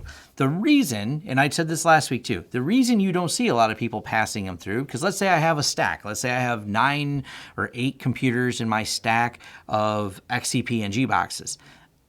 If you pass through a specific dice on one box, suddenly I don't have that cluster anymore because I can't just transfer that VM. It's dependent on something. So if the VM has some specific dependency to the box, that means I can't just live transfer that VM over to another box. That's why you don't really see it in the enterprise market. You'll see them using the enterprise cards for pass-through versus the individual cards, because you don't want to lock that VM to that particular box. If you lock it to that box, I can't just live motion it. So in the business world, when we want to shut down one of the servers that's in a cluster, we just say, move all the VMs off of it. I want to shut this down. XCP and G will handle that automatically. If you'd say shut down one host, it finds all the VMs on it and finds new homes for them. So you can slide it out, service that particular box, slide it back in, turn it back on, and the VMs can migrate back to it. If you create hardware dependencies in each individual box. Now these are corporate use cases, enterprise use cases, not home lab. Home lab is, I only have a budget of this much. What can I do with this? Can I run every operating system I want to learn on this? That's an excellent use for a home lab, and I encourage people to do it. But it's not, I encourage people to do it, but it doesn't mean I'm going to take the time to learn Proxmox, because it may be better for certain home lab situations, but I'm not going to take the time to learn it. I'm not using it. It would be difficult for me to learn. It would take a lot of time because I'd have to actually use it to learn it. I mean, I know how to load it. That's not very exciting. All the exciting is all the scenarios and use cases. So,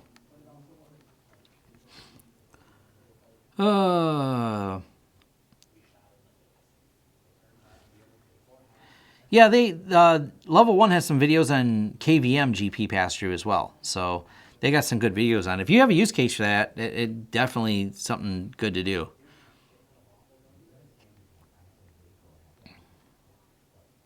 I can't predict prices. How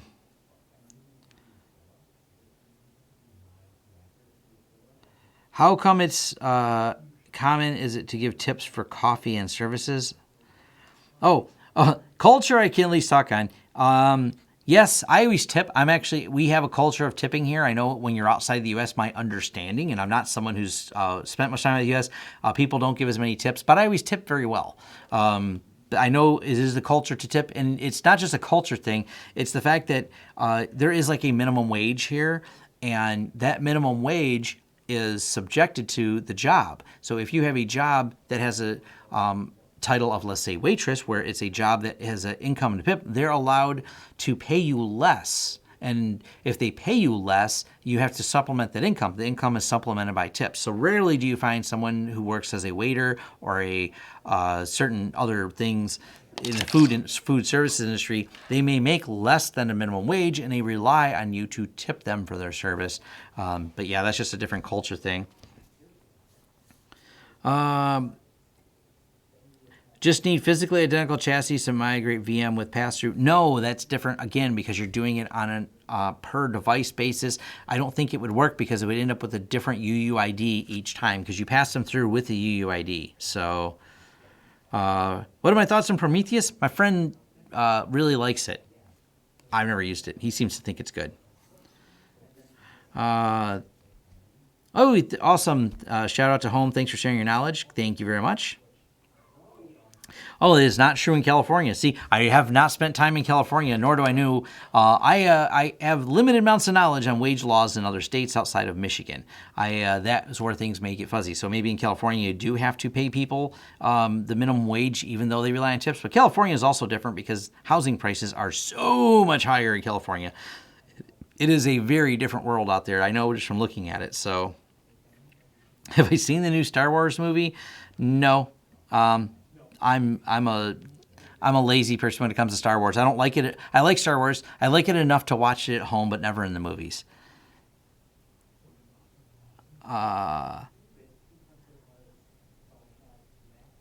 There's a minimum wage. We don't have a universal basic income. We just have minimum wage, like hourly wage that you're paid, and then tips come on top of it. I think those are fun discussions. I like learning about that from friends I have in other countries and things like that. I think it is really interesting dynamics between the different countries, how it works. And everyone already knows our college is overpriced and so is our healthcare. So we already know all that stuff's broken. Have I tested the latest Pro Switch Gen 2? You mean the Pro Switch Gen 2 right here that I already did a video on that I haven't had a chance to mount in a rack yet? Yes, I did test it. I like it. It's passively cooled, which is pretty cool. Literally, it's not that hot at all. It's a decent switch. But people have already made angry remarks because I have the cheaper model because that's all you need. When you get the Pro ones, oh, I see, you did say Pro. This is a Gen 2, but not the Pro. I will eventually test one of the Pro ones. I didn't want to buy one to have one sitting on a shelf, and UniFi didn't send me one. If they'd send me one, I'd buy one. But they're also hard to get. This took 2 weeks to get here because, yeah, that's a challenge. Are my sales guy commissioned? Yes, you have to pay out commission on sales. Well, you don't have to. I mean, you can come up with different ways. There's a back and forth debate on whether or not you want to pay someone commission, but generally, yes, you pay them a commission on the jobs and a commission on the recurring. The recurring commission on the MSP, for example, is to help retain the sales guy and encourage the sales guy to retain sales guy or gal, whoever your salesperson is, and help them retain those customers. So you're not just paying them for landing the deal, you're paying them as well to do that. So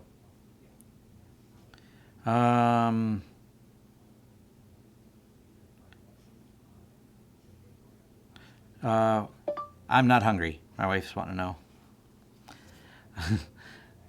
Anyways, so yeah, it's probably most likely you're going to pay them commission. Finding a good salesperson is super hard, and sales guys are also super expensive. Expect salespeople, a good salesperson, especially in some of the IT, might make 80, 90K. That's not uncommon. So, how do they keep that customer as your customer? Keeping them as a customer is a combination of follow-up, seeing their needs, making sure they're happy, saying hi to them once in a while, taking them out to lunch once in a while. That's a lot of customer retention. What's not customer retention? Setting some automated report to tell you all the fun things. I patched 20 of your systems. They're going, that's cool. That's what I pay you for. did you not do it before you sent me this email? Like business owners, myself included in this list, are people who do not want a lot of details on some things. So you're not going to find me asking exactly how many bags of salt went down on my parking lot when the snowplow guy came. I used that as an example the other day. Like he may have a real strong opinion on one brand or another of the plow he used to scrape my parking lot or the salt he used to salt it. But honestly, I just want to know how much it is to make sure the parking lot stays clear. And business owners are much the same. Businesses frequently, unless they're in the technology business, these are just tools by which they need things to work. We love to geek out about this. So your relationship with the client is not a bunch of reports and statistics. It is, hey, anything you need? Is those tools working good for you? It's as simple as that answer. It is not asking them, hey, did you like the new antivirus installed? They go, are you protecting me? Cool.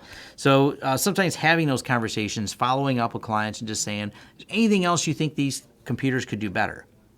That's a fair question. I mean, you ask things, you're not talking below them. You never talk above people. You never try to say, oh, we gave you, blah, blah, blah, and this rule in Suricata and start talking about, they don't care. They, talk to them about what their needs are, find the pain points and solve for the pain. When you're doing sales, it's always about solving for the pain and making sure you have a solution that fits that pain that they're having. So that's where the relationship building comes in. Is the salesperson going through and talking and following up? Is there a pain point you're having? Is there something I can do to help solve for that pain point? So, yes, salespeople can get a monthly recurring off of that every single month. Yes. And you build that in, that way the salesperson keeps encouraged and they can build up what they refer to as a book, and that book becomes a recurring book of business that they have a recurring revenue for. It works out for everybody involved. It's a good way to land a lot of those, and it works in that way in a lot of industries. My friends that used to work in copier sales, matter of fact, because Brett used to work in insurance sales. That's exactly how insurance sales. Every new policy they sell makes the business get that much more in recurring revenue and therefore gives them more book and more revenue. So they constantly are selling more, and as they build the business up, they keep having more and more revenue come in. Any clients that use Open LibreOffice? I think we have a couple. It's rare. We have plenty to use G Suite actually that don't use MS, but MS is kind of just the dominant in the market because of the 100% compatibility. LibreOffice has come way closer to compatibility than ever before, but there's still certain things that don't work. One of the examples I'm going to give you is we work a lot with suppliers in the Ford supply chain, GM, manufacturing, and auto supply chain markets. The type of bid sheets that used to come over, and it's been a little while since I've seen some of them, but I know like they just didn't work in LibreOffice and they weren't in the proper format. Therefore, Ford would not accept bid sheets that were saved with other formats because they wouldn't import into their system properly. So there are things like that that occur.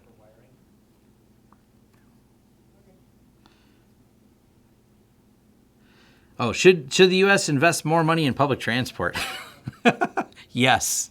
It's in a sad state of affairs here for sure. My opinion would be yes, but I don't know. I'm certainly not the one to solve that problem, and it's not being solved anytime soon.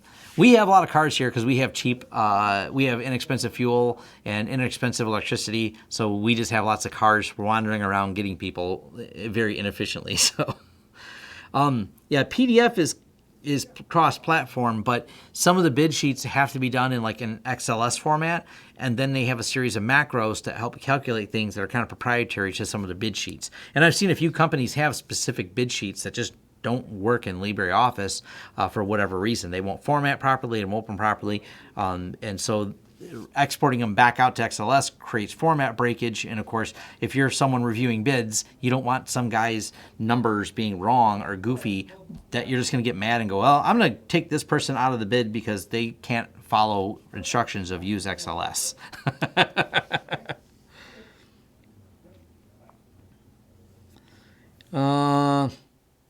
If you block some Windows 10 telemetry domains at the firewall pfSense, will Windows 10 cache everything blocked by the firewall? I don't know. Windows 10 has problems when you start blocking blocking stuff. I don't know. And I don't know who UXW Bill is. So no, I've never watched him, or I don't know who he is. So hopefully, I don't know if that helps or not. But I think I'm going to go play some Borderlands. I bought the new expansion pack. So I do occasionally play games. And Borderlands has been the one I'm hooked on. So for those of you wondering, yes, I do have a gaming system at home. I've done a video and it's working great if you haven't watched it. It's my FreeNAS Steam video, and that works awesome. The FreeNAS Mini runs Steam really, really well as a storage device with iSCSI. I did upgrade to Windows 10 finally on my gaming system, as I did comment on there that I did it Windows 7. Maybe I'll do a follow-up video on it. But yeah, that works awesome. So, do I have any plans to move off ES in future? Move offices in the future? Not really. We like the building we're in. We don't have any intentional plans of moving.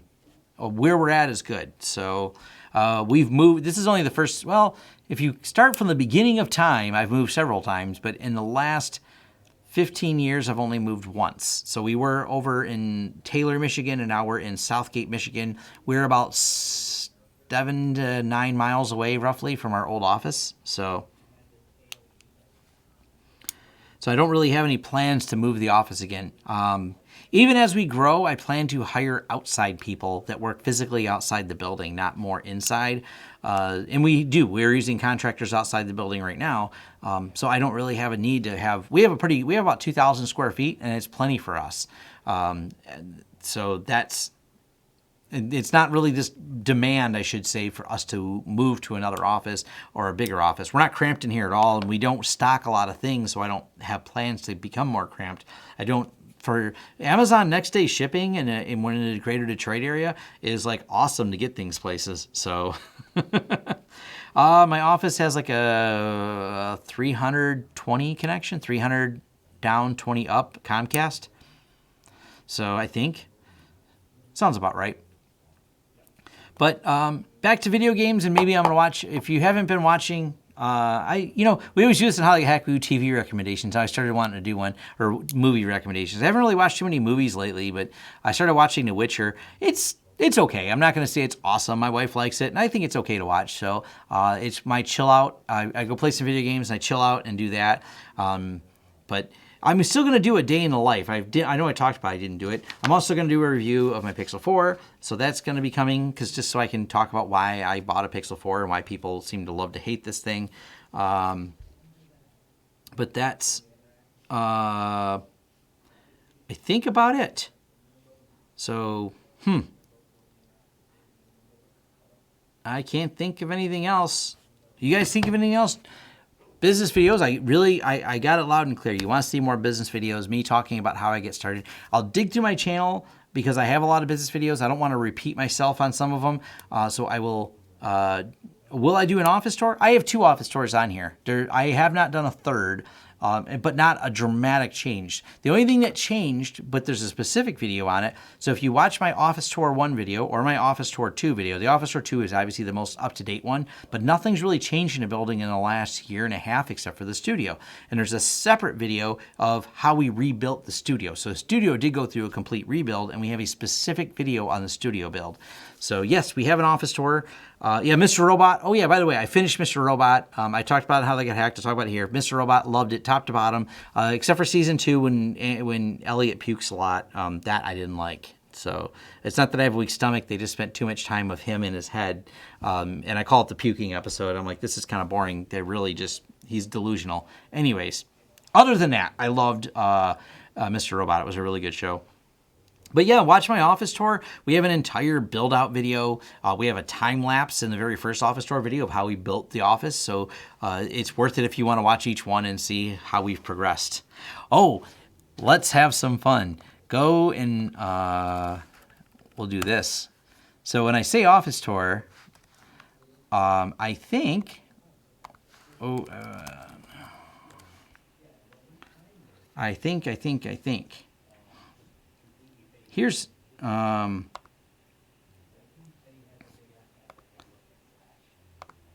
This, so you guys see it, you can even find my office tour 2016, which no one's watched. Look, 567 people viewed this video.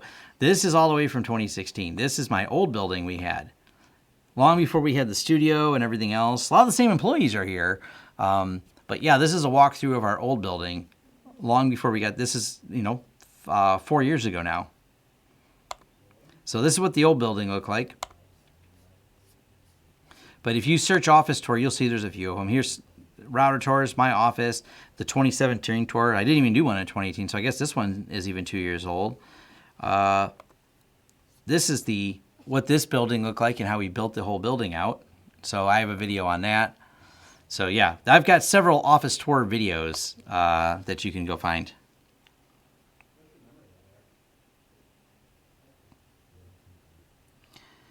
ISP gigabit up and down, awesome. Love ISP gigabit.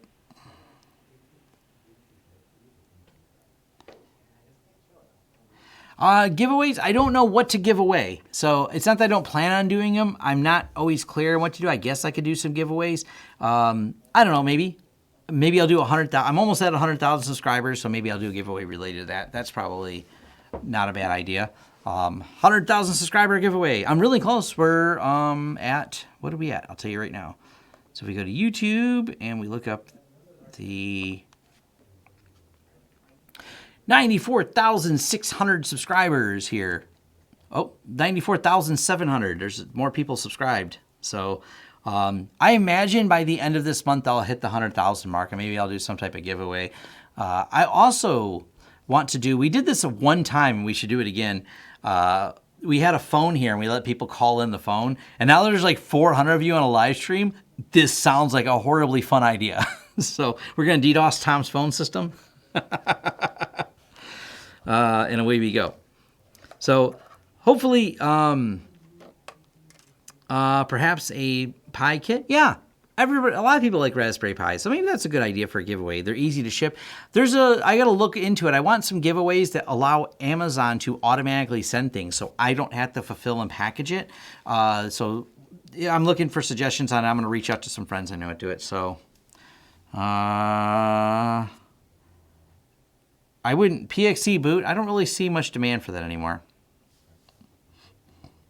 Silver play button is at 100K as far as I know. 100K and you invite people down and do a massive live stream with us there. I don't know about that. I would probably need a bigger building for that. I'm not big enough to run in a whole event, and Linus does his little annual event, so maybe that's something that would be fun. I know he does that one where some YouTubers get together, and maybe that's something I'd do at some point in time. But thank you all for joining me on this adventure of 2 hours and 16 minutes of me talking tech. I always enjoy it, always geek out. Please hit the like button if you haven't before you leave. Please hit the forums if you haven't. That's one of my favorite places to discuss things besides this live stream. I like the ideas that people give me there and things, and some of it, some people there are very good at articulating answers. A few people have joined my forums and been really good at answering things in a very thorough way that sometimes even I cannot do. So once again, it's about building community, and it's awesome. Thank you all that joined, and awesome. Oh, and thanks for the social answers. Yeah, it's an interesting discussion. I mean, I could go deep into all kinds of social topics. I think it's fun to talk about. I don't think it has a place on this particular channel, but I actually have been on panel discussions about such things unrelated to tech. I do other public speaking events to entrepreneurs and talk about economics and things like that. So I've actually kind of read on the subject. I just don't think it's a fit for my channel, in case you're wondering. Anyways, awesome. See you guys later. Have a great day.